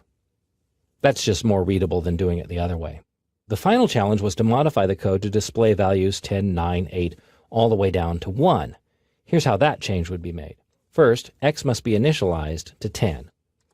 And then the loop must spin while x is greater than 0, and the value of x each time must be decremented. Save, Build and run. One thing you can do with a for loop that's a lot easier than using a while loop is the concept of the nested loop. In this movie, I'll show you how to create a nested loop and how to avoid endless loops and common loopy mistakes. This code sends 10 random numbers to output. Build and run to see what it does. You see a neat row of 10 random values. The spacing is produced by the tab character. Shown on line 14 as \t is the tab character. To make a grid of 100 random values, you need to add 9 more rows. The way most C programmers accomplish this task is to create a nested loop or a second for loop that handles repeating the current output 10 times, or 9 times actually, plus the current one. Open exercise nested for 1. This code is a modification to the previous exercise. It includes an extra loop. The old loop, the common loop, is now nested inside the row loop. The indentation keeps the code readable. It also helps match up the statements in curly brackets. Build and run this code. And you see 100 random numbers. Open exercise file nested for 2. This nested loop might be a bit easier for you to read. The outside alpha loop goes from the letters A through J. K is the limit. The inside loop, which doesn't need curly brackets because it holds only one statement, loops from 0 to 9. The current loop variable values are then output in line 11. Build and run the code. In the output, you can better see how the nested loops run. First comes loop A, the outer loop, and then the inner loop displays values 0 through 9. Then comes loop B, 0 through 9, C, 0 through 9, and so on. Open exercise file 4.3. This is only half the code required for this exercise. Input is prompted and then the alphabet is displayed. What I'd like you to think about doing is, how would you have the loop stop when the letter input is equal to variable t in the loop? You don't need to change the for statement to make that happen. Instead, you need to put statements within the loop that will bust out of the loop when the character is input. The key is to use an if test and follow that with a break statement. Here's the solution. Above line 13, add if t is equals, two equal signs, variable ch, break. If you don't put the two equal signs in there, what you get is an assignment. And in C, assignments always evaluate true. And don't forget the semicolon after the break statement. Save. Build and run. And the alphabet only displays to letter M. I'm going to run it a few more times so you can see what it does. We'll do X. And now we'll do something early like D. One more thing. Remember to check two items in a for statement: the looping condition and the iteration. If either is off, the loop will go on forever. The compiler doesn't check for flaws in logic. That's your job. My tip is to read the for loop statement. Set t equal to character A. While t is less than or equal to character z, increment t.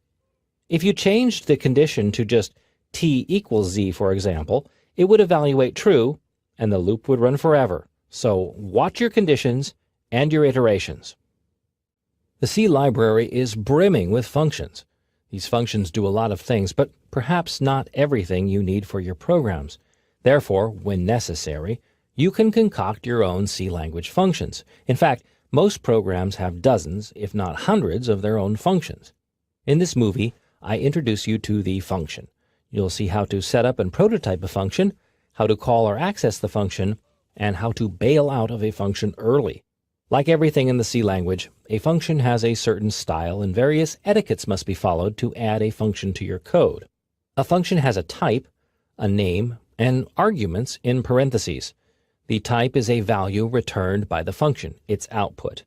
The name is a unique name that identifies the function. The arguments are 0, one, or more values passed to the function, its input. Here, the alpha function has no input or output, which is valid in the C language. Therefore, it's a void function. Void is a variable type, which means I have no variable type. Function count is an integer function. It generates or returns integer values. It requires no input and therefore has no arguments. Function hangup returns no value, so it's a void function. It does, however, accept a single character as input. The character is an argument, and it's referenced by variable ch. Before you can use a function, it must be introduced to the compiler. That way the compiler can check its arguments to ensure that it's being used properly. Functions are called by their name, and then parentheses. When a function is called, control passes to the function's statements. Then when the function is over, flow continues with the statement after the function call. This code contains two functions. The main function is required in every C program. You also see the blorf function. Line 3 prototypes the blorf function. This informs the compiler of the function type and arguments. The compiler can confirm that the function is being used properly by checking the prototype. Also, the prototype is a statement.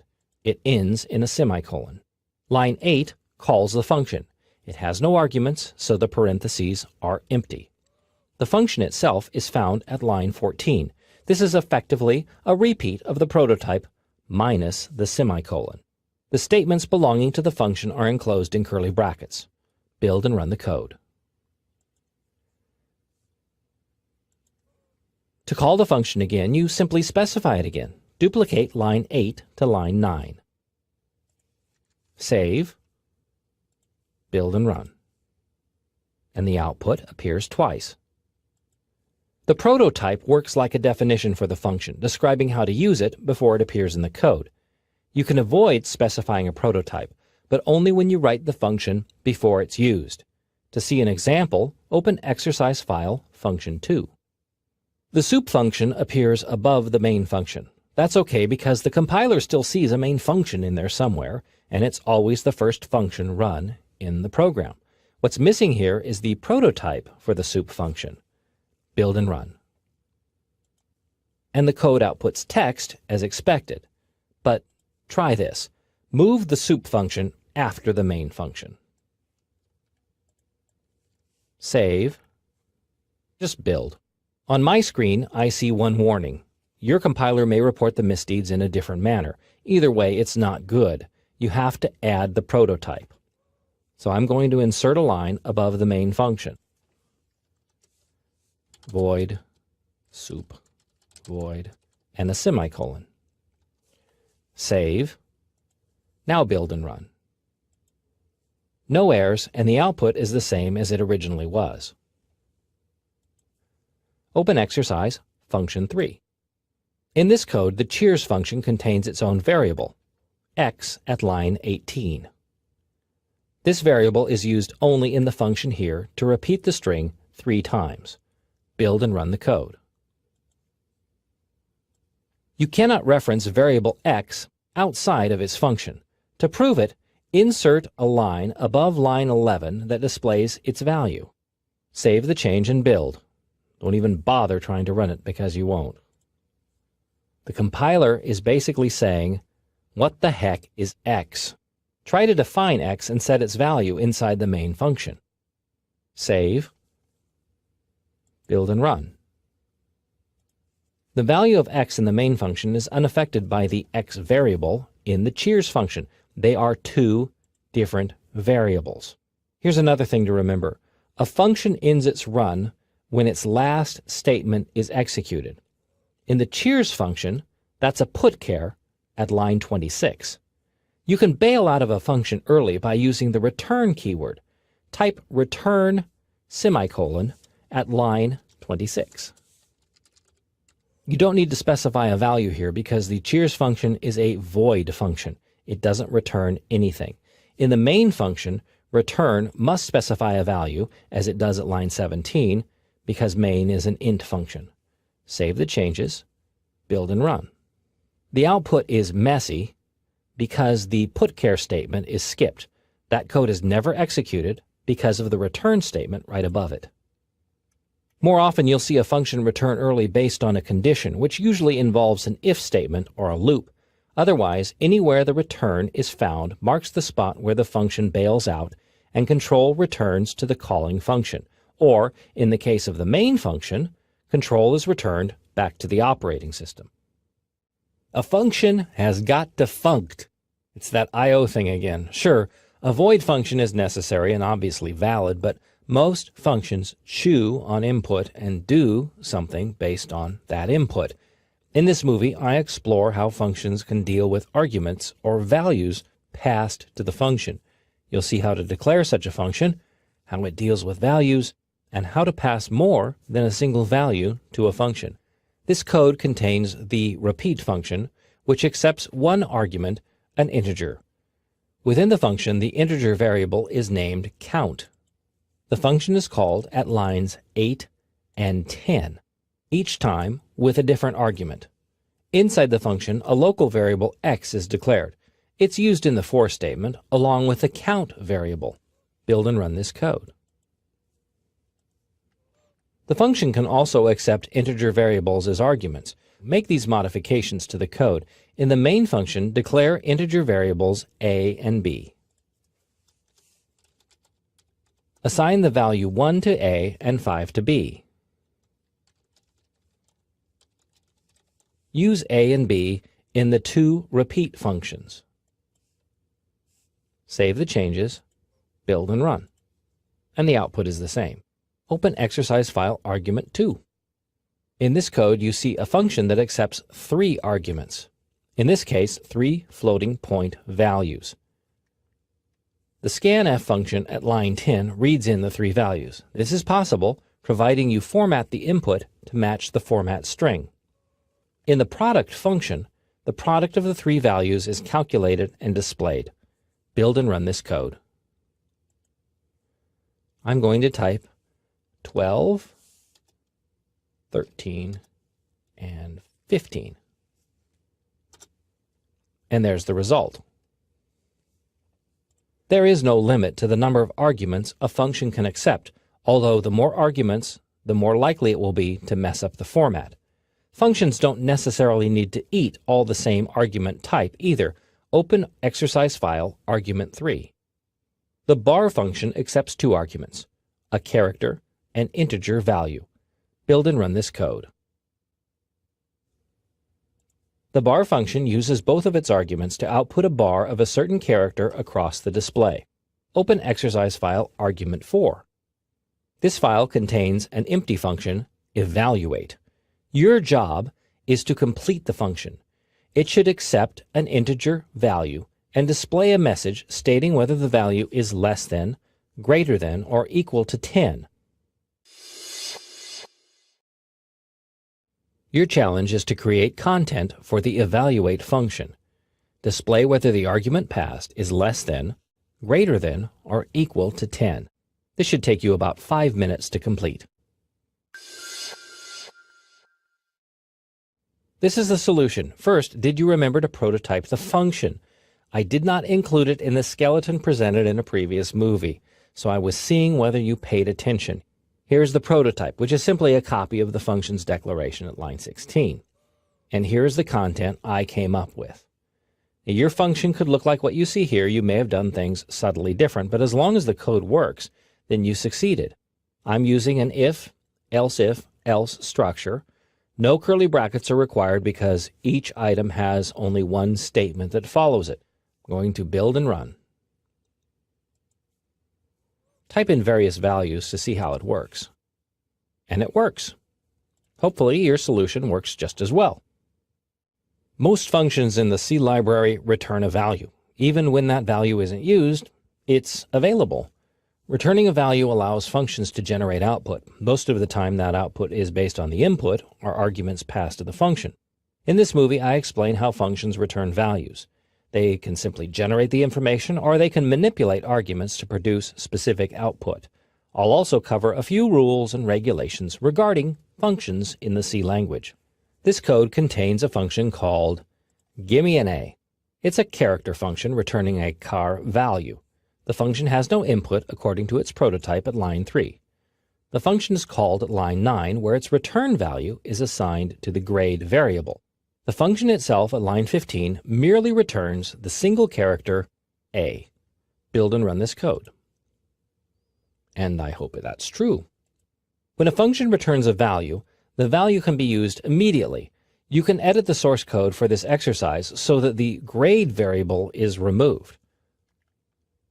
First, delete the assignment, and then replace the variable in printf with the gimme an A function. Save the changes, build and run, and you still get an A. Open exercise file return 2. You may recognize this exercise file from an earlier movie.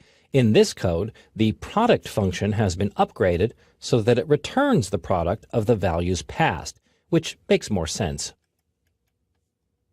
Build and run this code. Type 3 values, then press Enter to view their product.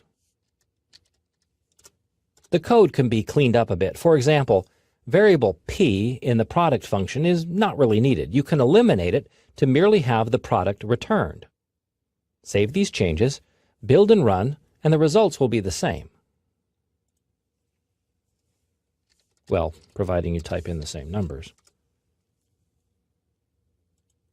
A more realistic example is shown in exercise return 3. Max is kind of the stalwart of learning C. It's passed 2 values and returns the larger of the 2. I've also added the isLarger function, which doesn't return anything, but I wanted to show how multiple functions can be declared within the code. Here is max, and there is isLarger. Build and run.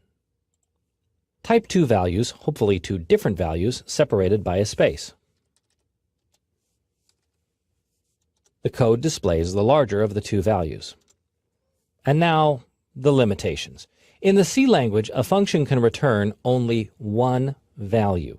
You cannot return multiple values, nor can I think of a reason why you would want to. You can return an array or a structure variable from a function. These variable types are covered in a later movie, but yet they remain single variables. And now I'd like to explain the main function. As you can see here in this source code, main is an integer function. The return statement is required, and an integer value must be specified. The parentheses for the main function are empty. This is a shortcut, a cheat. The compiler knows the arguments for the main function. 2 of them exist, but you don't need to specify them if they don't get used, so the parentheses remain empty in the main function. This is not something, however, you can get away with other functions you declare and use. So much goes on with characters that the C library offers a host of character manipulation functions. In this movie, I introduce a few of those functions and show you how to use them in your code. As a bonus, I offer an introduction to logical expressions, which can also come into play when working with characters. In your C code, characters appear either individually or marching along in an array called a string.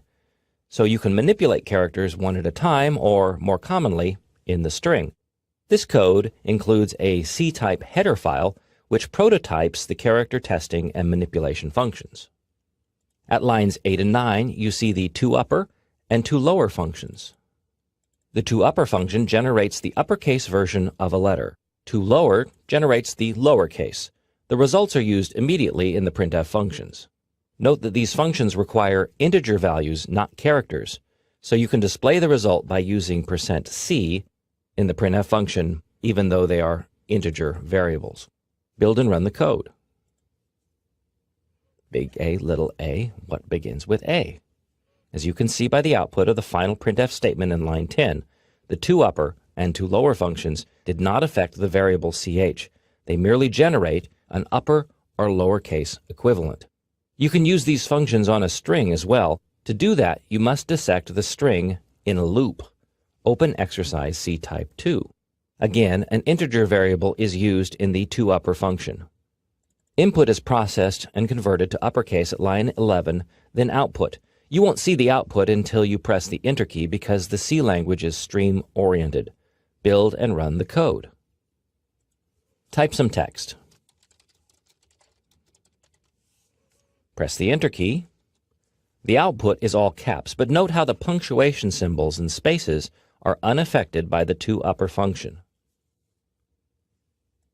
Most of the functions defined in the C-type header file are testing functions. They're used to evaluate the type of character, such as whether it's a letter, number, space, or upper or lower case. These functions return true and false values, which you can use in your code to see what's been typed. As an example, exercise C-type 3 uses the isAlpha function to determine whether a character is a letter of the alphabet or some other character. The function returns true if it is, false otherwise. In the do-while loop, input is received and checked. The if statement at line 11 returns true if the character is a letter of the alphabet. If so, it's displayed. Build and run. Type a bunch of text, including symbols and numbers. Press the Enter key and only the alphabet characters, upper and lowercase, are output. You can modify the source code for this exercise to try out many of the character manipulation functions. For example, change isAlpha in line 11 to isUpper. Now only uppercase letters are output. Save, build and run to test the change. Other functions defined in the C-type header file include isLower to detect only lowercase letters, isNumber, which returns true for any number character, 0 through 9, isBlank for any whitespace character, the space, tab, or new line. You can also craft your own character manipulation functions, but it helps to know about C logical operators. The C language's logical operators are used to compare two or more expressions. The operators determine whether the result is true or false. 3 operators are available to use: logical AND, logical OR, and logical NOT. These are often written in all caps so that they're not confused with irregular words. For an AND operation to be true, both conditions must be true, this and that. For an OR operator, either of the conditions must be true, this or that. And for the NOT operator, the condition must be false, which is backwards, but that's how NOT works, not this. As an example, the AND operator evaluates 2 conditions. Here, both conditions are true, therefore the if statement is executed. Here, one of the conditions is false, therefore the if statements are skipped. In the logical OR operator, only one of the conditions needs to be true.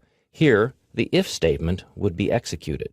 When both conditions are false, the if statement won't be executed. And in the case of NOT, it negates the condition. Here the condition is false.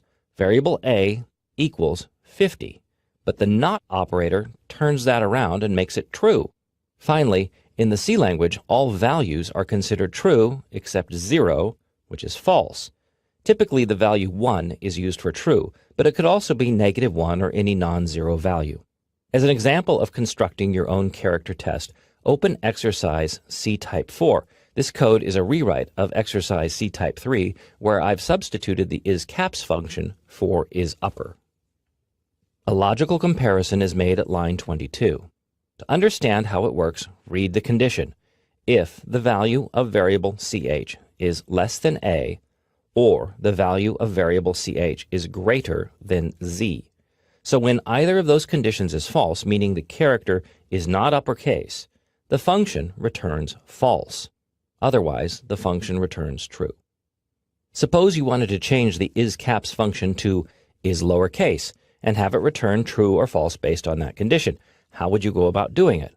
Well, the first thing to do is to change the name of the function to something more accurate. There in the prototype, and here as well. And also in the call. Change the big A to little a, and big Z to little z. Save, build and run. And only the lowercase letters appear. You can create just about any character test by using logical operators. You'll see additional examples of using logical operators in other movies in this course. A string is a funny thing. It's not really a C language variable, but it's used that way. And when it comes to manipulating strings in your code, you have to be really careful due to their unusual nature. This movie discusses working with strings, I'll show you how to gather information about a string, stick strings together, compare strings, and find one string inside another. These tasks represent the more popular string manipulation functions in the C language. A string is declared at line 6. It's a character array, so the char variable type is specified, and the variable name is string, followed by empty brackets. The string length function, strlen, appears at line 9. I pronounce it stringlen because it means string length. It returns the number of characters in a string, which here is stored in the len variable. Build and run this code. The string is 19 characters long. You can also count the characters in the source code, but you won't always have the luxury of knowing the exact amount. For example, what if the user types in a string? Open exercise string manipulation 2. This source code file is based on an exercise from an earlier movie.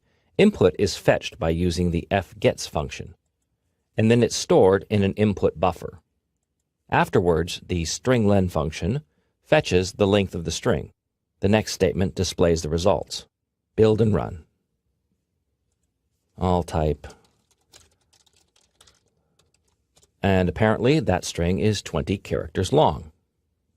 Keep in mind that strings in C end with a null character. Storage must be allocated for that extra character.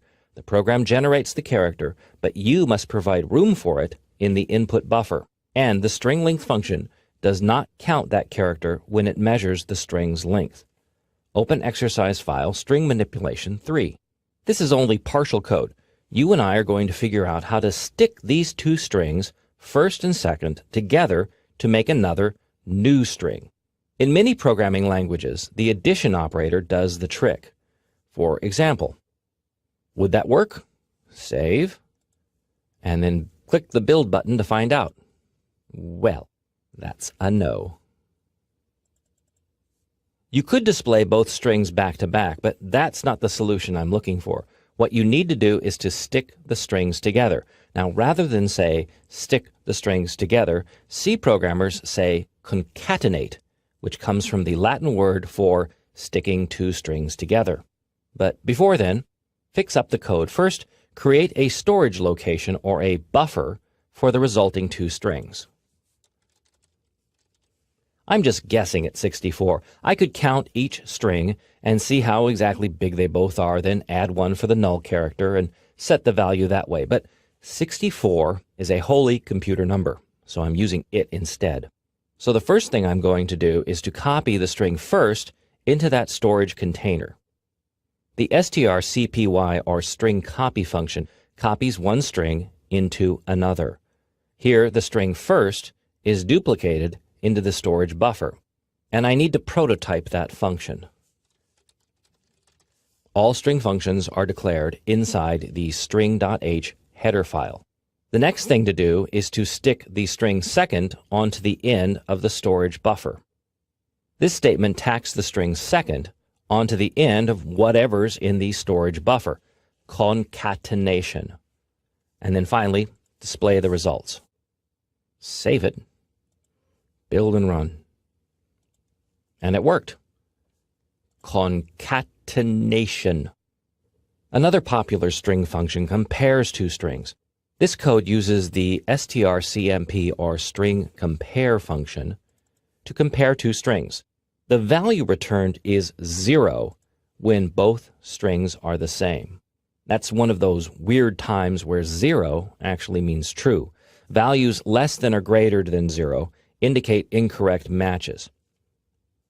Here you'll also notice that the scanf function limits input to only 8 characters. The input matches the 8-character limitation on the buffer. The buffer is 9 characters to account for the null character at the end of the string. Build and run the code.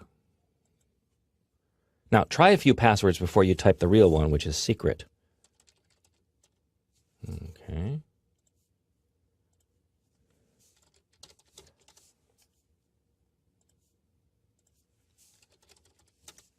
Yes.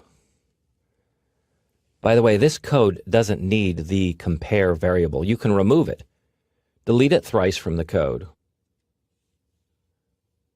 and replace it with the function directly. Place the string compare function inside of the if statement. Save the changes, build and run. The final string function I'd like to show is called string. It's used to find one string inside of another. Open exercise file, string manipulation 5. This code uses the string function, which I call string. It's a little weird because you really need to know more about pointers to effectively use this function. That knowledge is gleaned in a later movie. For now, the string function is included as part of the if statement at line 9. It returns a pointer, or the location of the string find me in the string source string. If no match is made, then the value null is returned. Again, null is a pointer thing. Build and run the code. And the string is found. You can alter the text for the string find me to prove that the function actually works.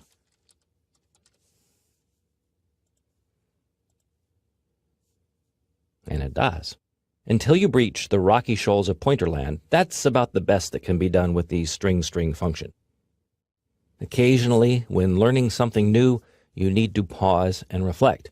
That's the topic of this movie, pausing and reflecting. Specifically, with regards to variables and values, it's time for me to go back and get you caught up on some things that might have already been seen in an earlier movie, but you have questions about. Plus, I'll introduce a few new concepts, things I feel it's about time you knew, especially if you are new to learning the C programming language. In this movie, I cover creating and using constants. Plus, I offer additional detail on how to use some of the printf function's placeholders. A constant in the C language is different from an immediate value and a variable. It's more like a universal value that doesn't change throughout the code. Constants are values used consistently throughout your source code. They're things that don't change. They're created by the preprocessor define directive. Normally, the constant is written in all caps, letters, and underlines only. Now, when the compiler encounters a constant, it expands it out to its assigned value. In this example, the constant version is created, and it's assigned to the value 3. The compiler converts the word version into the immediate value 3 throughout the code. And remember that preprocessor directives are not C language statements. Don't put a semicolon after the assignment unless you need the semicolon to be a part of whatever's being defined. That hardly ever happens, so just don't add a semicolon. Here is a string constant defined as author. The string must be enclosed in double quotes. This is an example of one constant that uses two other constants to calculate its value. So here, the constant gain grid would equal 120 unless either the rows or columns constants are changed. And they wouldn't be changed in the code, they would be changed in the define statement that you see here. This code is based on an exercise presented in an earlier movie. I've cleaned it up a bit, but now I'm going to set some constants. I'll insert two define directives to set the numbers of rows and columns in the grid. Now I'll change the value 10, used as an immediate value in the loops, to reflect the constants. Save the changes, build and run. The program still outputs 100 random numbers in 10 rows and 10 columns, but now I can easily change that to, say, 20 rows of 7 columns. All I have to do to make that change is to change the constants. I don't have to hunt through the code to find those proper values. That's how constants can save you time. Save, build and run. And now you see 7 columns, 20 rows.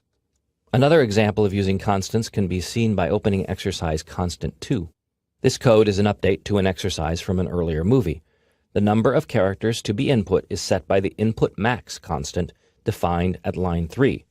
The constant is then used to set the buffer size at line 7, and again with the fgets function at line 10. The advantage here is that you can change both values at once simply by modifying the input max constant. You don't have to hunt through the code. Load up exercise placeholder 1. This is a modification to an earlier exercise shown in another movie. Build and run the code to help you remember what the problem was. I'll type 9 and press enter. Well, and there's the ugly output. You can fix this problem by adjusting the placeholders in the printf statement. Modify each %f placeholder at line 10 by inserting period 1 inside each one so that they read %1f. Save the changes, build and run.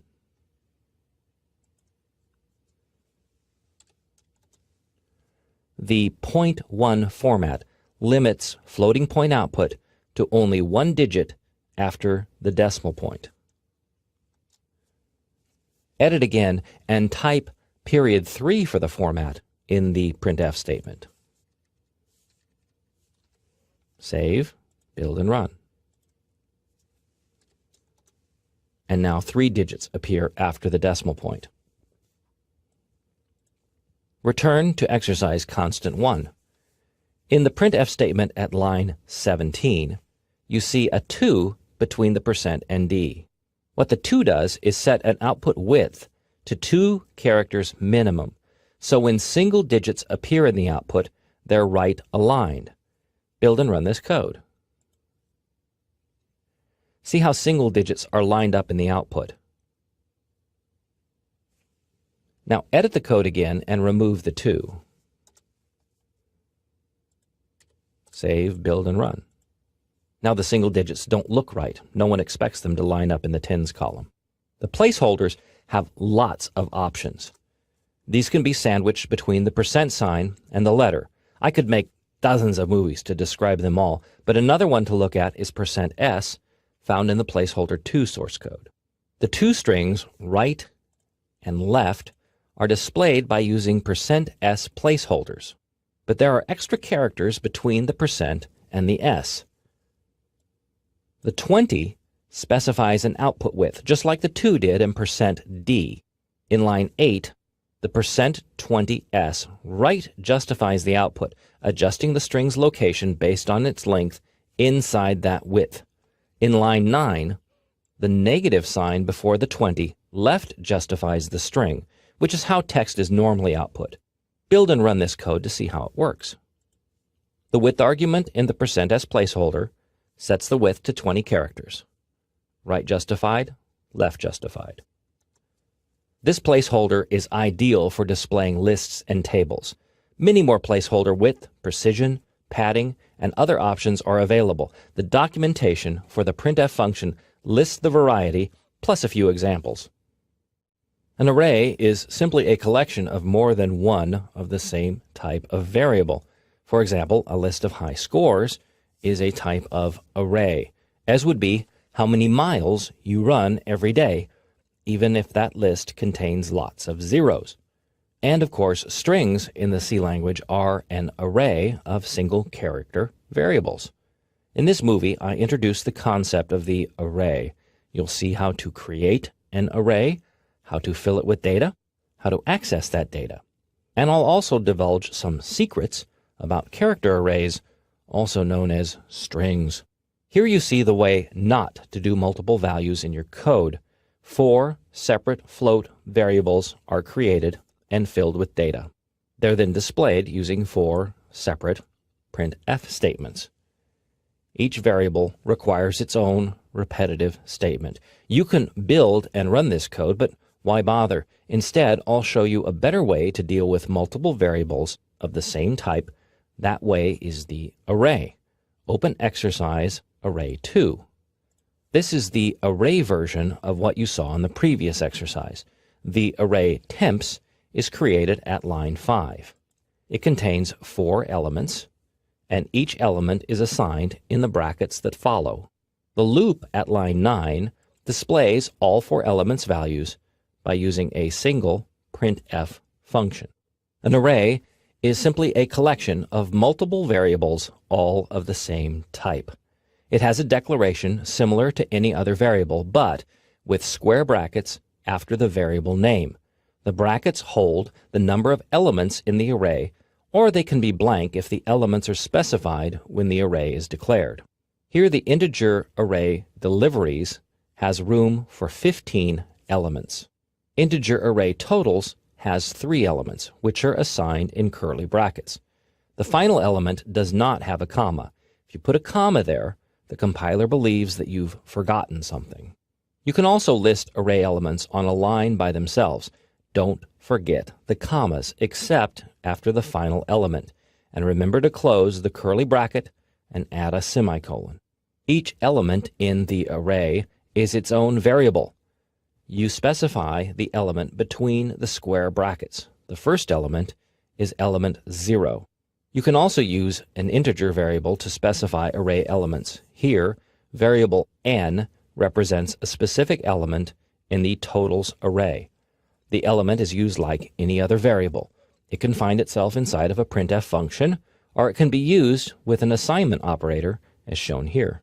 Finally, you cannot change the number of elements in an array after the array has been declared. Some tricks exist to work around this limitation, but for now, just accept it as a rule. Also, don't forget that the first element in an array is 0, not 1. Humans start counting at 1. The C language starts counting at 0. An integer array calories is declared at line 7. It has meals element, and the meals constant is set to 3 at line 3. A for loop at line 12 reads in 3 values. See how the for loop starts at 0? That comes in handy when working with arrays, as the first element is 0. In line 14, however, 1 is added to the looping variable x, which makes the numbers more accommodating to humans running the program. The scanf statement at line 15 reads the values into each array element. An array element is an individual variable, so the ampersand is required. At line 16, the value input is added to the total variable. Build and run the code. I'm going to type some easy numbers so I can confirm the computer's math. Yep, it works. You'll see the variable total is initialized at line 10. That's required. Otherwise, the variable may contain garbage. In C, variables are not initialized until they're assigned a value. Comment out line 10 to prove this. Save, build and run to see if it has any effect.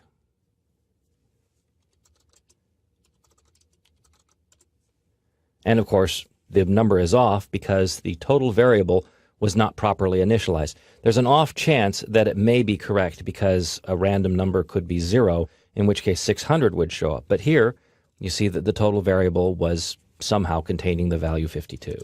Strings are character arrays. Normally, they're declared by using double quotes. Open exercise array 4. The character array text is declared at line 5. This is really simple, and it's one of the best ways to declare a string or character array. Open exercise array 5. This code works the same as the previous exercise, but the character array is declared character by character, which is a phenomenal waste of time. Build and run the code. It works, but it's just too much effort.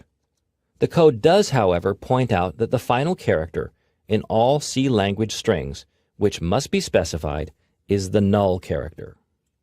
It's shown here as the escape sequence \0. Now, when you use double quotes to declare a string, the compiler automatically adds the null for you.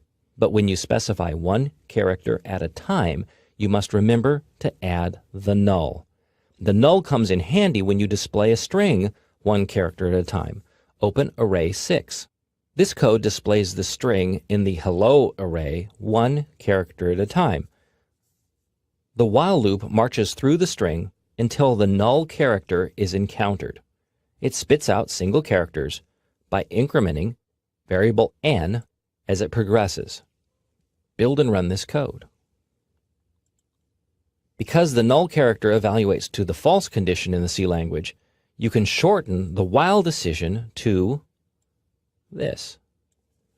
Make that change in your code, save, build and run. The same output is generated, although the source code is a tad less readable to a beginning programmer. The typical array in the C language is simply a series of variables, all of the same type, marching off together. But not every type of data is a single line. Sometimes you have to deal with a grid. In that case, you enter into the realm of the multi-dimensional array. This movie uncovers the mystery of the multi-dimensional array. You'll learn how to configure such an array and access its values. You'll also see how multi-dimensional arrays apply to strings. To visualize a multi-dimensional array, think of a grid. You have rows and columns. The array is declared at line 8. 2 sets of square brackets are used, one for each dimension in the array. So, grid is an integer array. It's effectively a 2-dimensional array. Lines 12 through 14 use a nested loop to fill each array element with the value 0, initializing the array. In line 14, you see that individual array elements require 2 square brackets as reference. Again, think of each as rows and columns. Then the nested loops starting at line 17 print the array in rows and columns. Build and run the code. The output shows each array element as it would be referenced. So the first one is element 0, 0. That's the first element in both directions. As a thought experiment, how would you modify the code to set the value of the third element in both dimensions to the value 1? Would you change it here or here? I hope you remember that arrays start with element 0, so the third element is actually referenced as grid 2, 2. I'm going to add a line that reads grid 2, 2 equals 1. Save that change, build and run. This is how the value looks, with a value 1 at grid 2.2.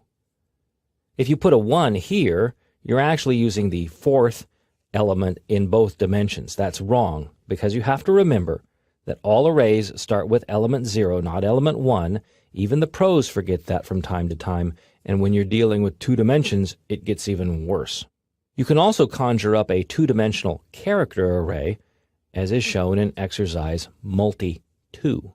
A 2-dimensional character array is simply a collection of strings, but with one important caveat. The array must be dimensioned to handle the largest string. Remember, a 2-dimensional array is a grid. Here, the longest string is 6 letters long, plus 1 element for the null character. That makes 7 elements for each string. And when printing strings from a 2-dimensional character array, you need only specify the first dimension, which is done on line 14. Build and run the code. The C language also offers 3-dimensional arrays and even more dimensions than that. When you create such an array, you need 1 set of brackets for each dimension, and things can get pretty complex in a hurry. For now, concentrate on playing with 2-dimensional arrays. As a thought, whether you believe it or not, if you've been taking this course from the beginning, you have everything you need to know to program a rudimentary tic-tac-toe computer game. Give it a try. Here's your challenge. You need to modify the code from the previous movie, multi-2, and add a string to the array. Add another string. In this case, the string should contain the word Pinocchio, P-I-N-O-C-C-H-I-O. This should take you about 5 minutes to complete. Here's how I'd make the change. First, add the string after Pluto. So add a comma and type Pinocchio. No comma after Pinocchio. Plus, you have to redimension the array. It now has 5 strings, 5 elements in the first direction, and Pinocchio itself is 9 characters long, so you're going to need 10 characters in the grid to handle that null character at the end of the string. So that's the new dimensions, 5, 10, Pinocchio, added at the bottom, and remember to modify the for loop so that it loops 5 times instead of 4. Save, build and run. Another variable type in the C language is the structure. It's actually a combination of existing variable types, all tied together into a single unit. A structure variable simply has many parts, like a record in a database. This movie presents the concept of the structure. You'll see how to set up a structure, create structure variables, and how to access structure members. I'll demonstrate how to fill data into a structure, as well as the interesting idea of placing one structure inside another. This isn't complete code, of course, but it shows you how a structure can be created in the C language. The keyword struct is followed by the name of the structure. In this case, the name is record. The structure members are contained in curly brackets, each ending with a semicolon, because the whole deal is a statement.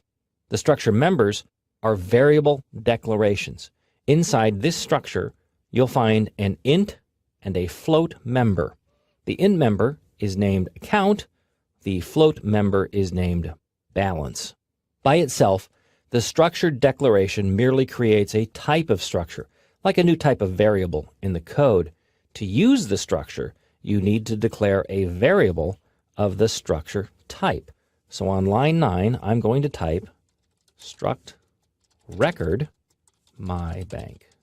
This statement creates a variable named mybank of the record structure type. To access the structure's members, you need to reference both the variable name as well as the member name. I'm going to add 2 new lines. The structure variable name comes first, then a dot, then the member name.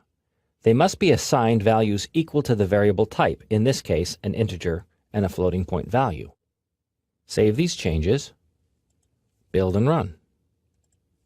And there's the output from each of the variables inside the structure. To create another record structure variable called yourbank, you simply have to echo the existing statements. You can also fill the members in that structure simply by copying these statements and replacing mybank with yourbank. You could also preset the information inside a structure. Open exercise file structure 2. In this code, a structure named person is declared. A variable of the person type is declared at line 9. It's named president. The president structure variable is immediately assigned values. The values match the structure member types and are enclosed in curly brackets. Run this code to ensure that it works. One thing to note in a structure is how you assign a string to a structure member. Open exercise file structure 3. If you can see what's wrong, great. Otherwise, build the code and then check the build log to see the specific error. Incompatible. That's enough. You cannot use the assignment operator with a string. That's because strings are not variables, they're arrays. Here's how to solve it. And remember to add the string header file. Save the changes. Build and run. Now it works. You can insert any variable type into a C language structure, even another structure. Open file structure 4. In this code, you see definitions for 2 structures. The first, date, is defined at line 6. It holds members year, month, and day. The second structure, person, is declared at line 11. It contains a name array, but also the date structure in the form of a birthday variable. A person structure variable friend is declared at line 15. Line 17 through 20, fill the friend variable. String copy is used to assign the string. For the structure member birthday, note how 2 dots are used to fill in the substructure members in lines 18, 19, and 20. That's how it works. That's how structures within structures are referenced. Build and run the code. By the way, most programmers will declare a structure and then create a structure variable in the same statement. You can do that here on line 14.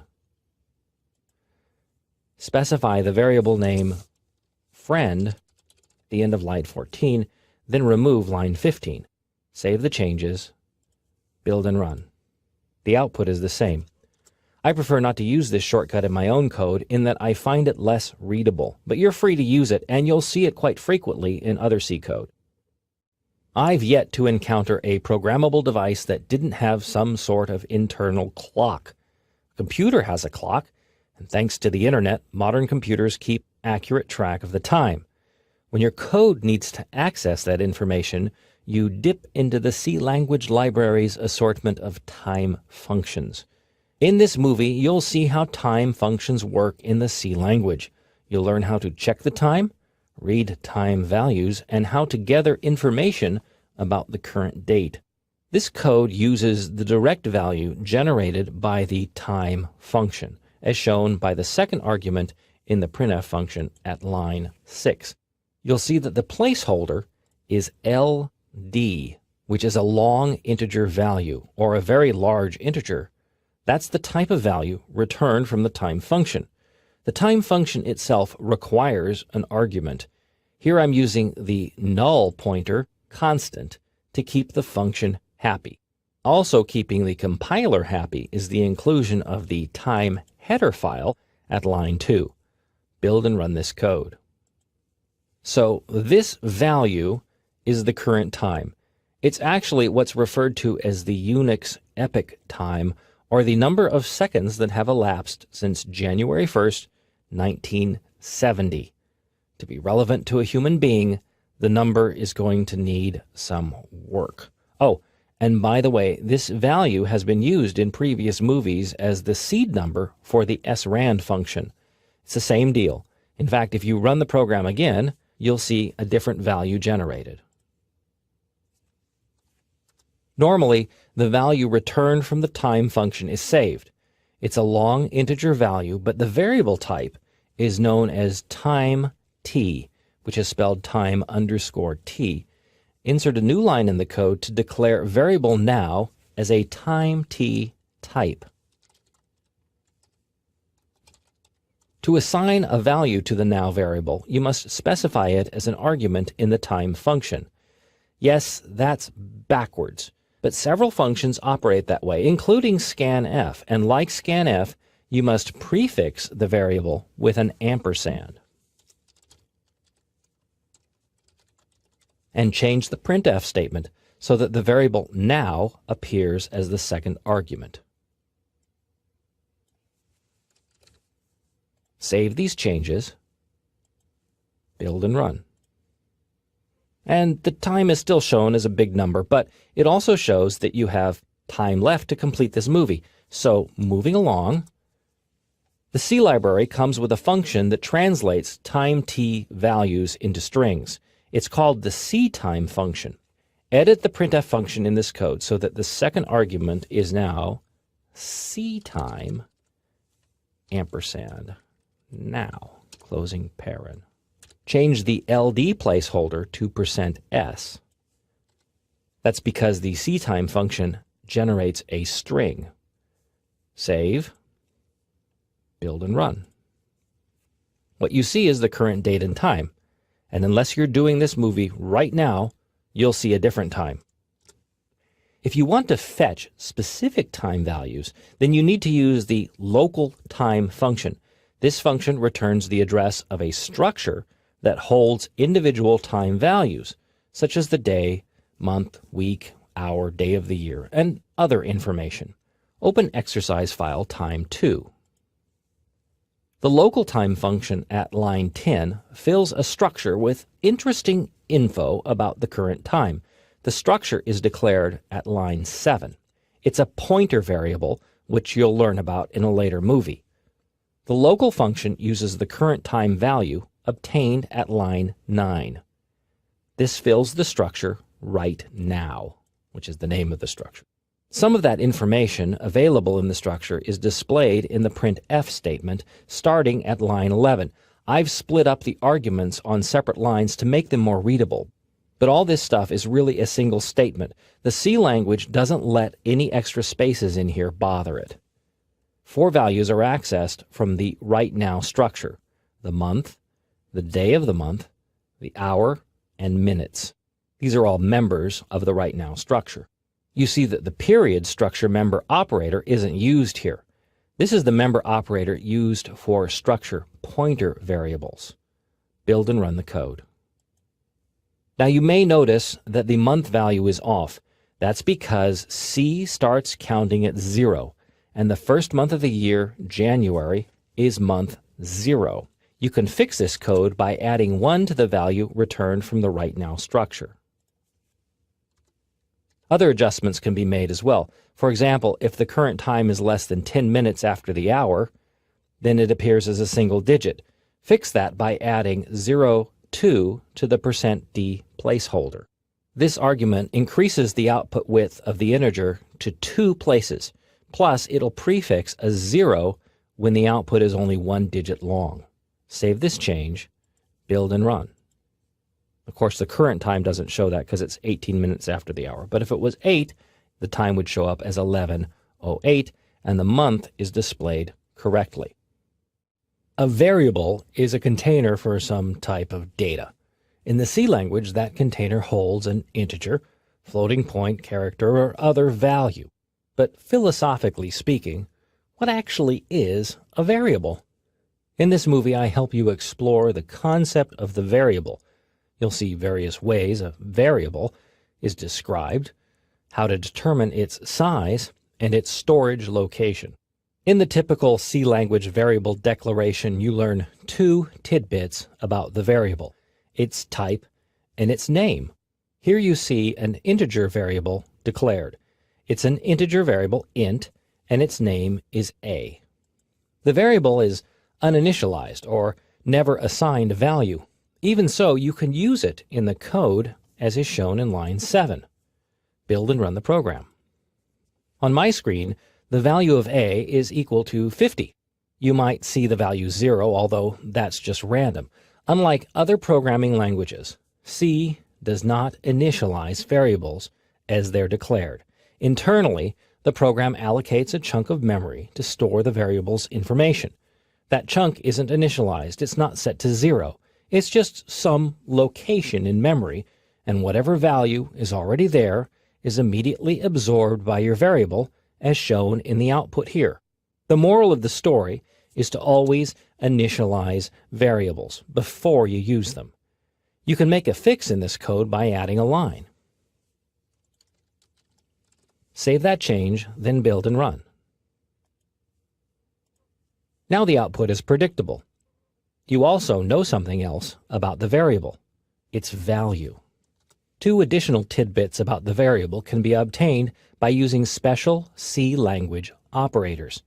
The first is the size of operator. Size of is a keyword, but it's considered an operator.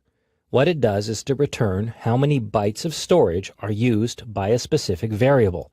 That information may seem trivial, but it does come into play often in the C language. Open exercise file var2. Variable a is not initialized here, but that's not an issue because it's not used. The size of operator is used in the printf state. The size of operator simply evaluates variable a as an int variable to return the storage space it occupies. The size of operator returns a long, unsigned integer value. The placeholder required for that value is %lu. Build and run. On this system, an integer occupies 4 bytes of storage. That's typical today, but 20 years ago, an integer used only 2 bytes of storage. Change int to char in the code, both at line 5 and in line 7 in the printf function. Save, build and run. A character occupies only 1 byte of storage. Now change to float to see how big that variable type is. Save, build and run. On this system, a floating point variable occupies 4 bytes of storage. A long integer or long int value is designed to store really huge integers. To see how big it is, change float to long in the code. Save, build and run. On this system, a long integer occupies 4 bytes of storage, which is the same as for a regular integer. But on some systems, you may actually see 8 bytes of storage used for a long integer value. Likewise, a double value has twice the precision of a float. change long to double in the code. Save, build and run. Here, you see that the double does indeed occupy 8 bits of storage. By the way, you don't need to change the placeholder for any of these redeclarations. That's because the size of operator is what returns the long unsigned integer value, not the variable itself. Other information you can gather about a variable includes its memory location. That tells you specifically where the variable's data, that 1, 4, or 8 bytes of storage, where that data is located. To fetch a variable's memory location, use the ampersand operator. You've already seen this operator used in the scanf and timef functions if you've watched earlier movies. Open exercise file var3. 3 variables are declared in this code: an integer, a character, and a floating point value. These variables are not initialized because they're not used, but the program does allocate space for them at various locations in memory. To access those locations, the ampersand is prefixed to the variable name. To display the address, use the %p placeholder in the printf statement as shown at lines 10, 11, and 12. Build and run this code. The address values output will differ from machine to machine, and even their format will appear differently on different computers and different operating systems. Here you see the memory locations for those 3 variables. At this point, the information may seem trivial, but it does play a major role when it comes to pointers, which are perhaps the scariest, most dreaded thing in all of the C language. I know many C programmers who spend their careers artfully avoiding pointers, which is possible, but not smart. Pointers are puzzling, yet I hope this movie clears the air for you. I'll explain what a pointer is, how it's used. I promise to move nice and slow because this topic is a very important part of learning the C language. The worst thing about pointers is their name, pointers. It's descriptive, but a poor choice because you end up explaining a pointer by saying a pointer points. That's pointless. But I can't change the name, so allow me to explain a pointer by giving you this definition. A pointer is a variable that holds a memory location, an address. It's not just any address. You can't say, for example, let's see what's at memory location 96. Pointers don't work that way. The address must be the location of another variable. Pointer variables are declared similarly to other variables, although the variable name is prefixed by the pointer operator, the asterisk. You'll see an example in a moment. The pointer variable type matches the type of variable it references. For example, an int variable requires an int pointer. Finally, pointer variables must be initialized before they're used. This is true of all variables in the C language, but especially so for pointers. Lots of weird errors happen when a pointer isn't initialized. I can't repeat it enough. Pointers must be initialized before they're used. This code is similar to an exercise from an earlier movie. The ampersand operator fetches the address of the variable pokey. The %p placeholder displays that address. Add an integer pointer variable p. Remember, a pointer is a variable that holds a memory address. To get that address, you use the ampersand operator. That's already being used in this code, so you could be able to figure this out on your own, but just in case, I'll initialize the variable p equals amper pokey. This statement assigns the address of variable pokey to the p pointer variable. At this point, you might be puzzled. You might say, where's the asterisk in front of the p? I'll answer that question in a moment. For now, remember that a pointer is a variable that holds a memory location. And here, that memory location is of the pokey variable. It's being saved into pointer variable p. Now, duplicate the printf statement. This time, replace ampersand pokey with pointer variable p. Save these changes, build and run. Both lines output the same address. One is the address of variable pokey obtained with the ampersand. The other is the value saved in pointer variable p, which is that address. While the pointer variable is declared by using an asterisk, it's not always used that way. Without the asterisk, the pointer variable represents a memory location. With the asterisk, the pointer represents the value at that location. This is the dual nature of the pointer variable, and it's something that can be endlessly confusing. This code is similar to the previous exercise, but I've initialized the pokey variable to the value 987. Two sets of printf statements display the address and value of the pokey variable. The first set uses pokey directly. The second set uses pointer variable p. In line 14, p is used without the asterisk, so it's a memory location. In line 15, p is used with the asterisk, so it peeks at the contents of that memory location. Build and run this code. And the pointer variable p dutifully reports the correct values, the address, and the contents. A logical question to ask at this point is, why bother? I'm serious. At this level, using a pointer is pretty pointless. You can do many things in C without bothering with pointers, but they do have their purpose, and many functions expect you to understand and know how pointers work. Later movies in this course also drive home when and how to use pointers, so don't give up on them yet. In this challenge, you're to take the code from pointer 2 and modify it. Suppose that pointer variable pokey is a character variable. How would you make necessary changes to the code, including assigning a character to the variable? Convert character pokey to a char variable and alter the rest of the code to reflect this change.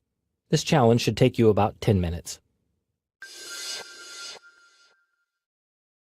I hope you found the challenge rather easy. The 10-minute thing was just to scare you. You really have to change both variable types to char. A pointer variable must match the type of variable it references.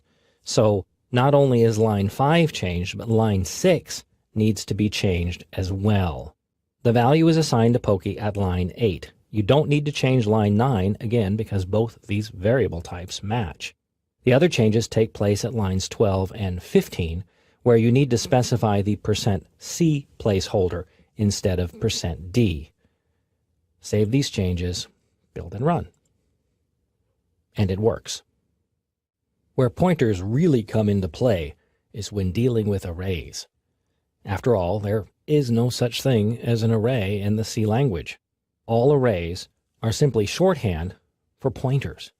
To prove it, in this movie I dissect the common C language array.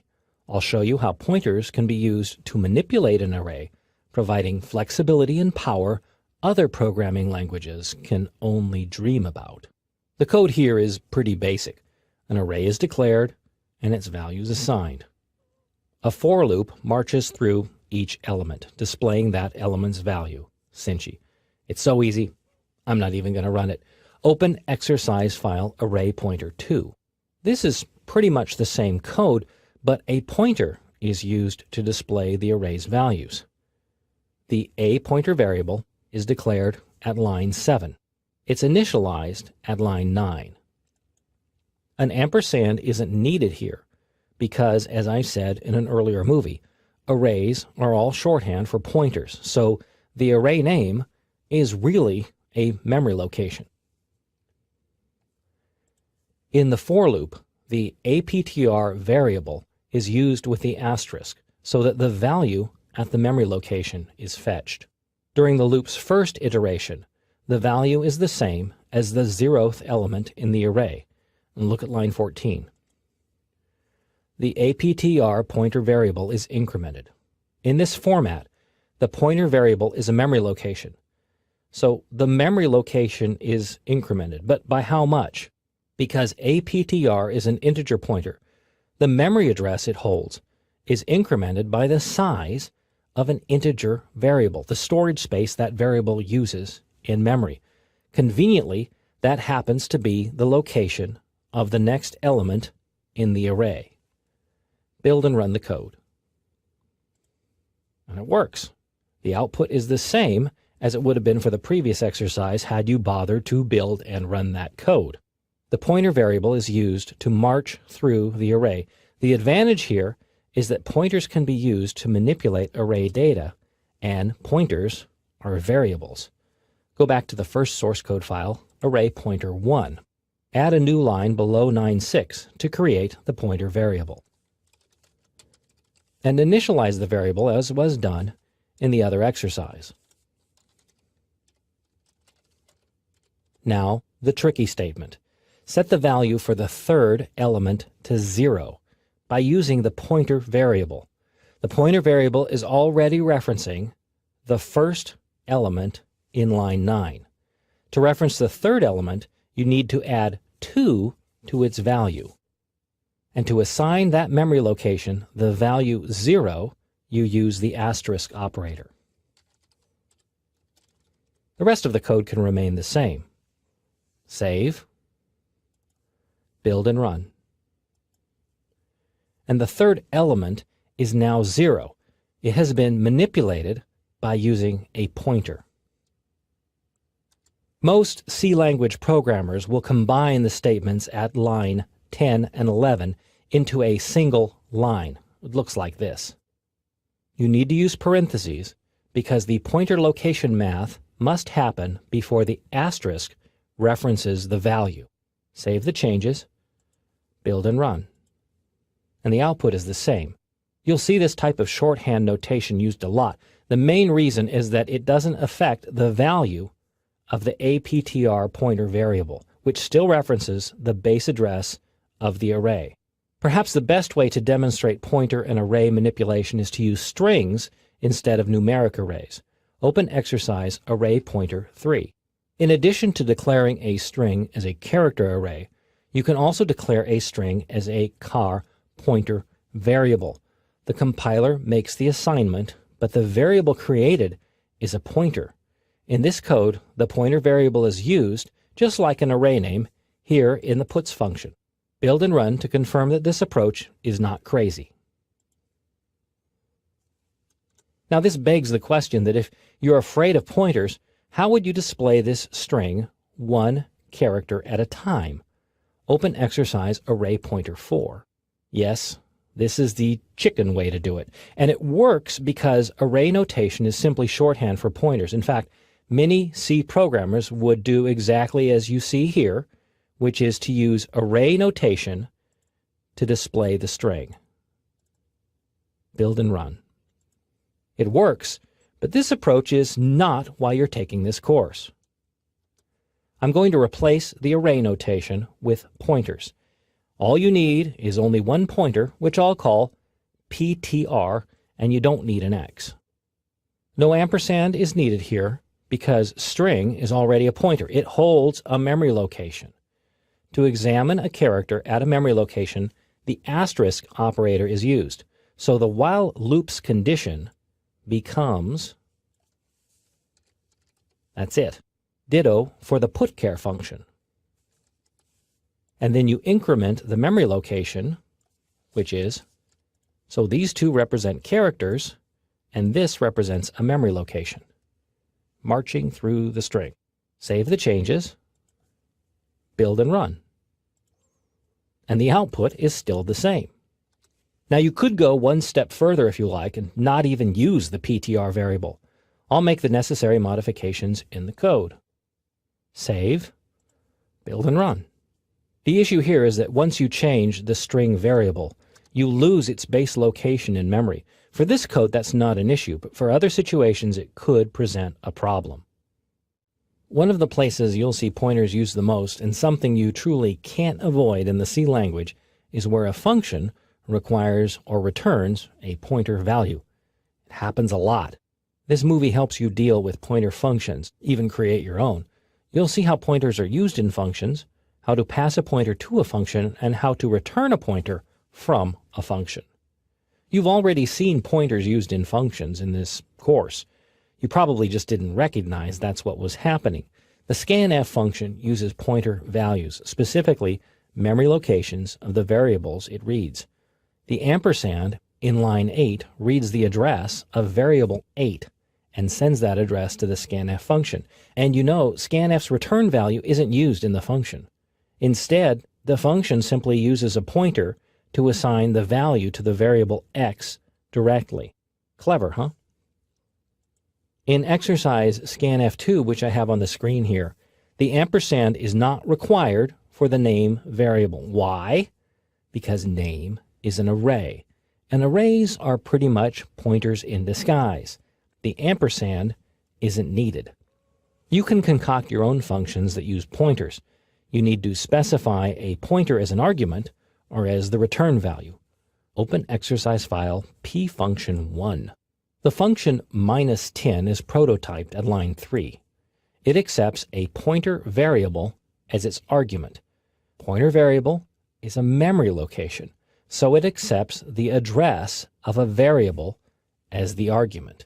The address of variable value is passed to the function at line 10. The ampersand operator is what fetches the address. In the function, the asterisk operator is used to change the value of the variable passed. Nothing needs to be returned because the variable's value is directly accessed in memory. Build and run the code.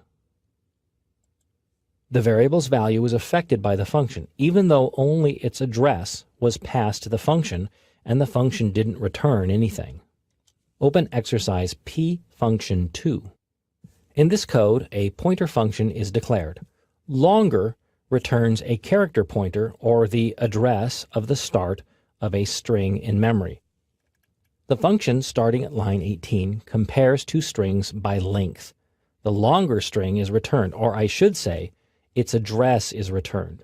The string itself never really makes it to the function, only its address. The address returned by the longer function is stored in the result pointer. It's then output at line 13. Build and run this code. And the longer string is displayed. You can also manipulate strings in functions. Again, you're not passing the string itself, merely its starting point in memory. Open exercise file pfunction3. This code is another example of string manipulation by using pointers, where the function doesn't really need to return any value. The shouting function at line 19 takes a string and munches through it, one character at a time. Each character is run through the toUpper function, which converts lowercase letters to uppercase. Build and run the code. Type something like, "I'm not shouting," and enter. And it worked, all without returning anything from the function. Open exercise pfunction4. In this code, a string is returned from the encrypt function. A string is accepted by the function, manipulated, then a new string is returned, which keeps the original string intact. But will it work? Build and run. Now, you may see a compiler warning, and it's a serious warning which explains why the output is unpredictable.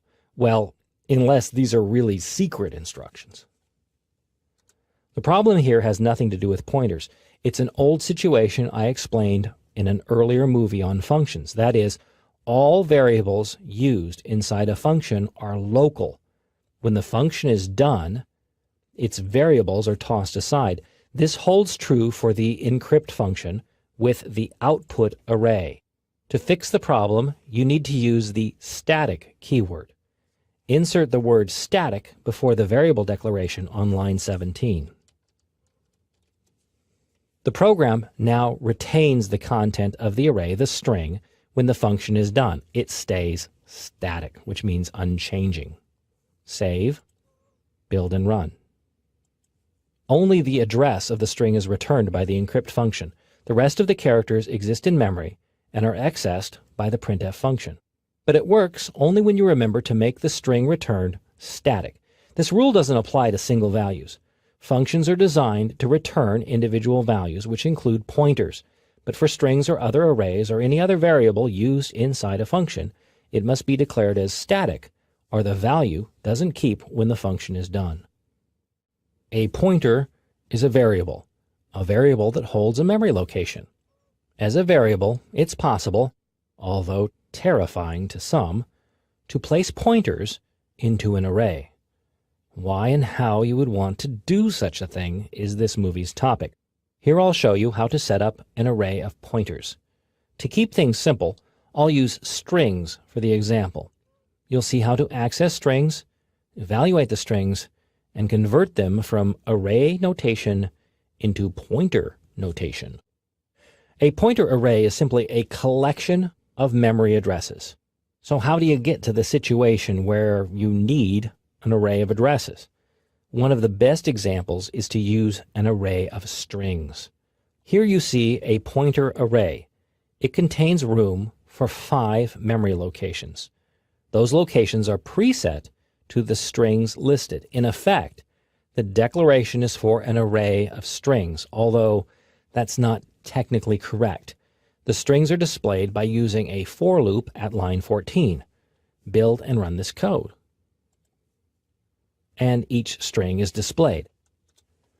To prove that the array is a clutch of memory locations, modify the code. In line 15, change the %s to %p. Remember that %p is the memory location or address placeholder. Save the change, build and run. And now you see a series of memory locations. Because the compiler allocated space for the strings and stuck null characters on the end, each memory location does reference a string. By the way, this method of storing multiple strings is far more efficient than declaring a two-dimensional array.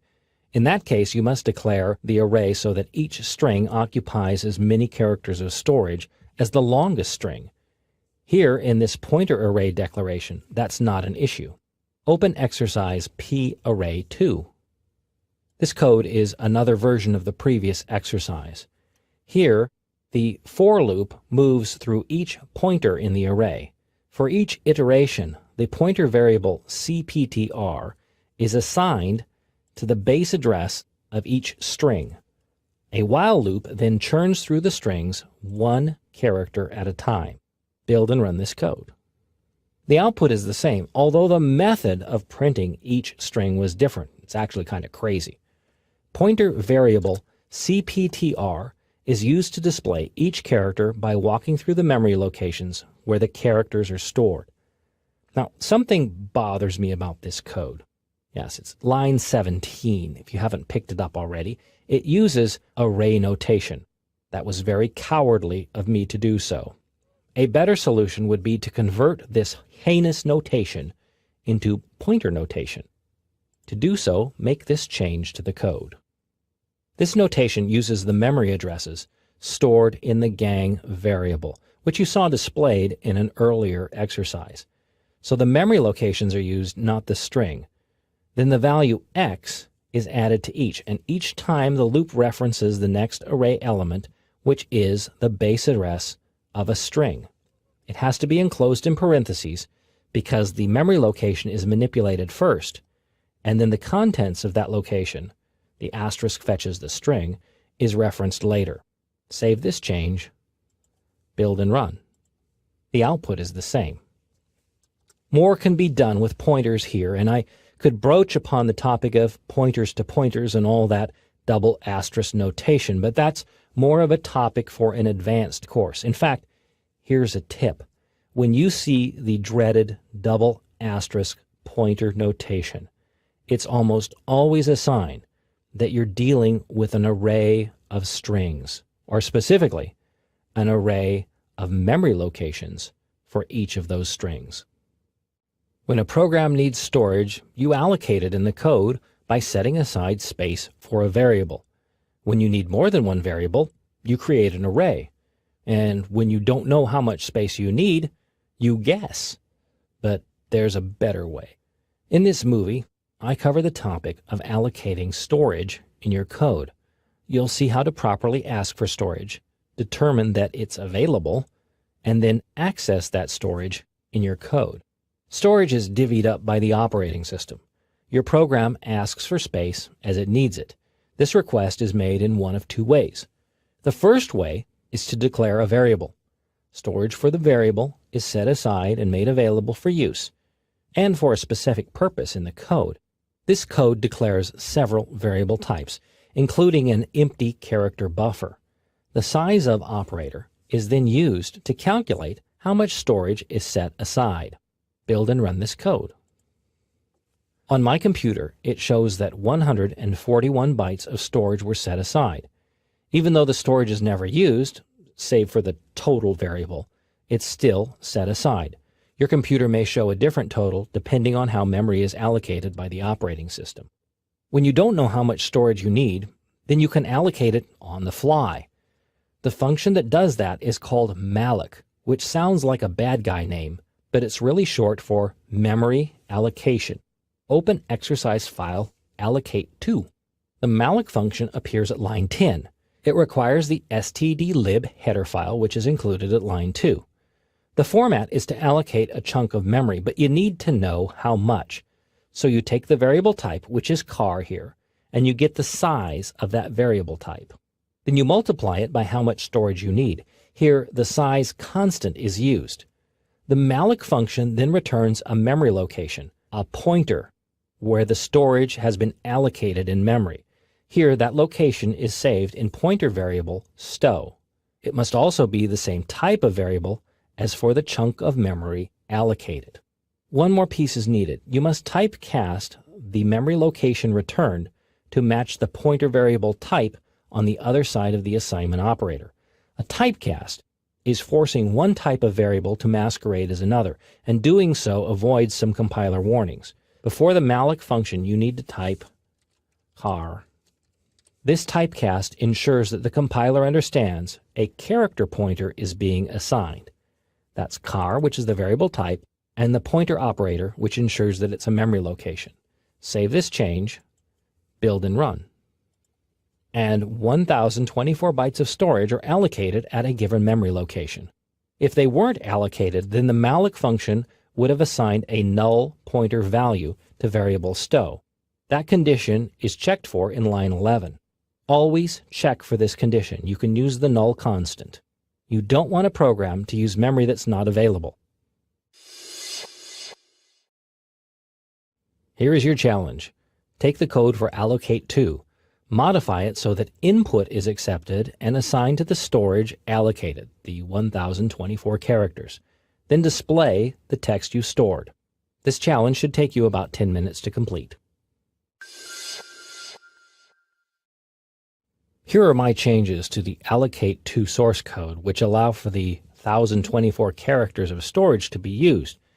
In the else group of statements, I'm going to add printf type something. And I'm going to fetch input, which has been done in earlier programs. Storage location, amount of characters, and standard input. And then display it. Using the buffer. That's it. Save the changes, build and run.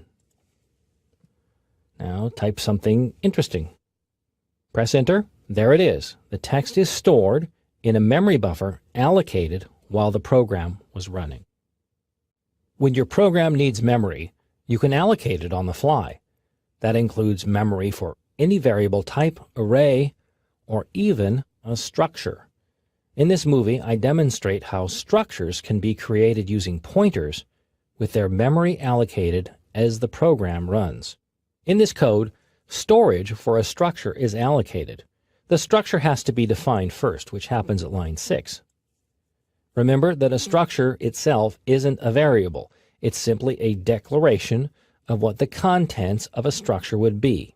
In this case, the members are month, day, and year. At line 11, a pointer variable for that kind of structure is created. The pointer is a memory location. It's not the structure. Storage for the structure is allocated at line 13. Courtesy of the malloc function. See how the size of operator is used to allocate enough storage for the structure itself. And the structure's name is used, not the structure pointer variable. Assuming that the structure is created, lines 20 through 25 fill the structure. Now, because the structure is referenced by a pointer, the structure pointer member operator is used. It's a dash greater than operator. Even so, the variable being referenced by this operator isn't a pointer, so the ampersand is required inside the scanf function. The printf statement at line 27 displays the results. Build and run the code. I'll type in my own birthday info. And there it is. This type of memory allocation for a structure plays a key role in linked lists, which is a topic for a later movie. Linked lists are considered an advanced C language topic. That's because the linked list construction uses pointers and memory allocation. It's also a bit crazy to describe, so I will be patient. In this movie, you'll see how a linked list is set up and configured. I'll demonstrate how it's used and how to access its members. All this will be shown one step at a time, so hang on. In this code, the stats structure is defined. A pointer to that structure is declared at line 10. Memory is allocated for the structure at line 14. The structure is filled on lines 22 through 24. Finally, the printf statement starting at line 27 displays the structure's values. Build and run this code. I'll type in a pitiful amount. And it works. Say you wanted to create more of these structures by allocating additional chunks of memory. You could put them into an array. An array of structures is something that's completely possible in the C language. But how big would you make the array? If you run a bank and you need this code to keep track of the accounts, you obviously don't want to keep paying a programmer to continuously make the array larger. Instead, you can dynamically increase the number of structures by allocating space for new structures. The problem is how to keep track of the structures. Here's the secret. Open exercise file linked list 2. In this code, another member is added to the stats structure. It's a pointer to another stats structure shown in line 9. That pointer is assigned a memory location for another structure at line 26. The other structure isn't created in this code, but there's room for it, and it could be filled in with information, but not yet. Build and run this code. It runs no differently from the preceding example, but memory has been allocated for a new structure. The problem that you run into at this point is repetitive code, specifically lines 15 through 20 and lines 26 through 31. When you see that type of thing, it's begging for a function. Open exercise file linked list 3. The first thing I did with this code is to make the declaration of the stats structure a global variable. A global variable is a variable that can be accessed in any function. For a linked list, the structure pretty much has to be global because all the functions in the code need to know the structure's definition. Now, you can make any variable a global variable simply by defining it outside of any other function, usually at the top of the code before the main function. Do, however, avoid the temptation to make all the code's variables global. That works, but it's bad programming practice. Now, I've written the create function, which allocates storage for one stats structure. It's found at line 25. The memory is allocated, and its location is returned from the function. If not, the program quits. The exit function at line 34 causes the program to immediately stop. Control returns to the operating system. This function is prototyped in the stdlib header file, and it carries an argument that's passed to the operating system similar to the return statement in the main function. Back in the main function, 3 structure pointer variables are declared, each of which is used in the linked list, but not currently in this code. First always holds the address of the first structure in the list. It's the base of the linked list. Current is the structure currently being manipulated. New is used when new structures are created. Now the word new is a keyword in the C++ language, which is why it's highlighted here. It's not a keyword in the C language. Now, if it is highlighted in the editor and people tell you not to use it, they're wrong. As long as you compile in C code, you're okay. If you're going to go back and forth, you'll probably need a new name for that variable. The code does a little bit more than simply allocate space for a structure. It doesn't generate any output. You could build it and run it, but instead open exercise file linked list 4. The addition here is the fill structure function, starting at line 29. It fetches information for a newly created structure. For the next pointer, null is assigned. That's okay. In fact, later you'll see how null marks the end of the linked list. Also, you see in line 23 how this function is called with the current pointer as an argument. That variable references the current record in the linked list. For the first record, current and first are the same as shown in line 21. For now, build and run this code. One record is input, nothing is output. That's not a linked list, so more modifications are needed. Open exercise file linked list 5. In this code, 5 structures are built in the linked list. That value is set by the for statement at line 24. Line 26 checks for the first iteration of the loop. If so, the first pointer is set up. That's the location where the linked list starts. Otherwise, a new structure is fetched at line 34. Line 35 references the new structure from the current structure. This is the link part of the linked list. Then line 36 sets the current structure to point at the new structure, which moves forward in the list. That structure is then filled with data, and the loop repeats. That's the current next assignment at line 35. That's what builds the list. One more thing you need to add. You need to mark the end of the linked list. Insert a line 40. The null pointer is the end of list flag. It's not used yet, but it will be. For now, build and run the code. Fill in the 5 account values. The next step is to write a function that displays the contents of the linked list. Open exercise linked list 6. Here are the modifications from the previous exercise. At line 42, the linked list structures are displayed. This starts by setting the current pointer back to the first pointer, which is the start of the linked list. A while loop then plows through each structure in the list, displaying the information. The loop's condition is the current pointer, which means the loop will repeat until that pointer's value is null. Coincidentally, null marks the end of the list. The loop advances because of the statement on line 48. The current pointer is updated to point at the next structure in the list. I confess, it's all complex, but each structure in the linked list points to the following structure. That's why it's called a linked list. Build and run the code. And the values are displayed. You can modify this code further if you like. You can add a menu that lets you choose whether to add a structure, list structures, even remove structures. As long as you keep each structure in the list linked to the following structure, it works.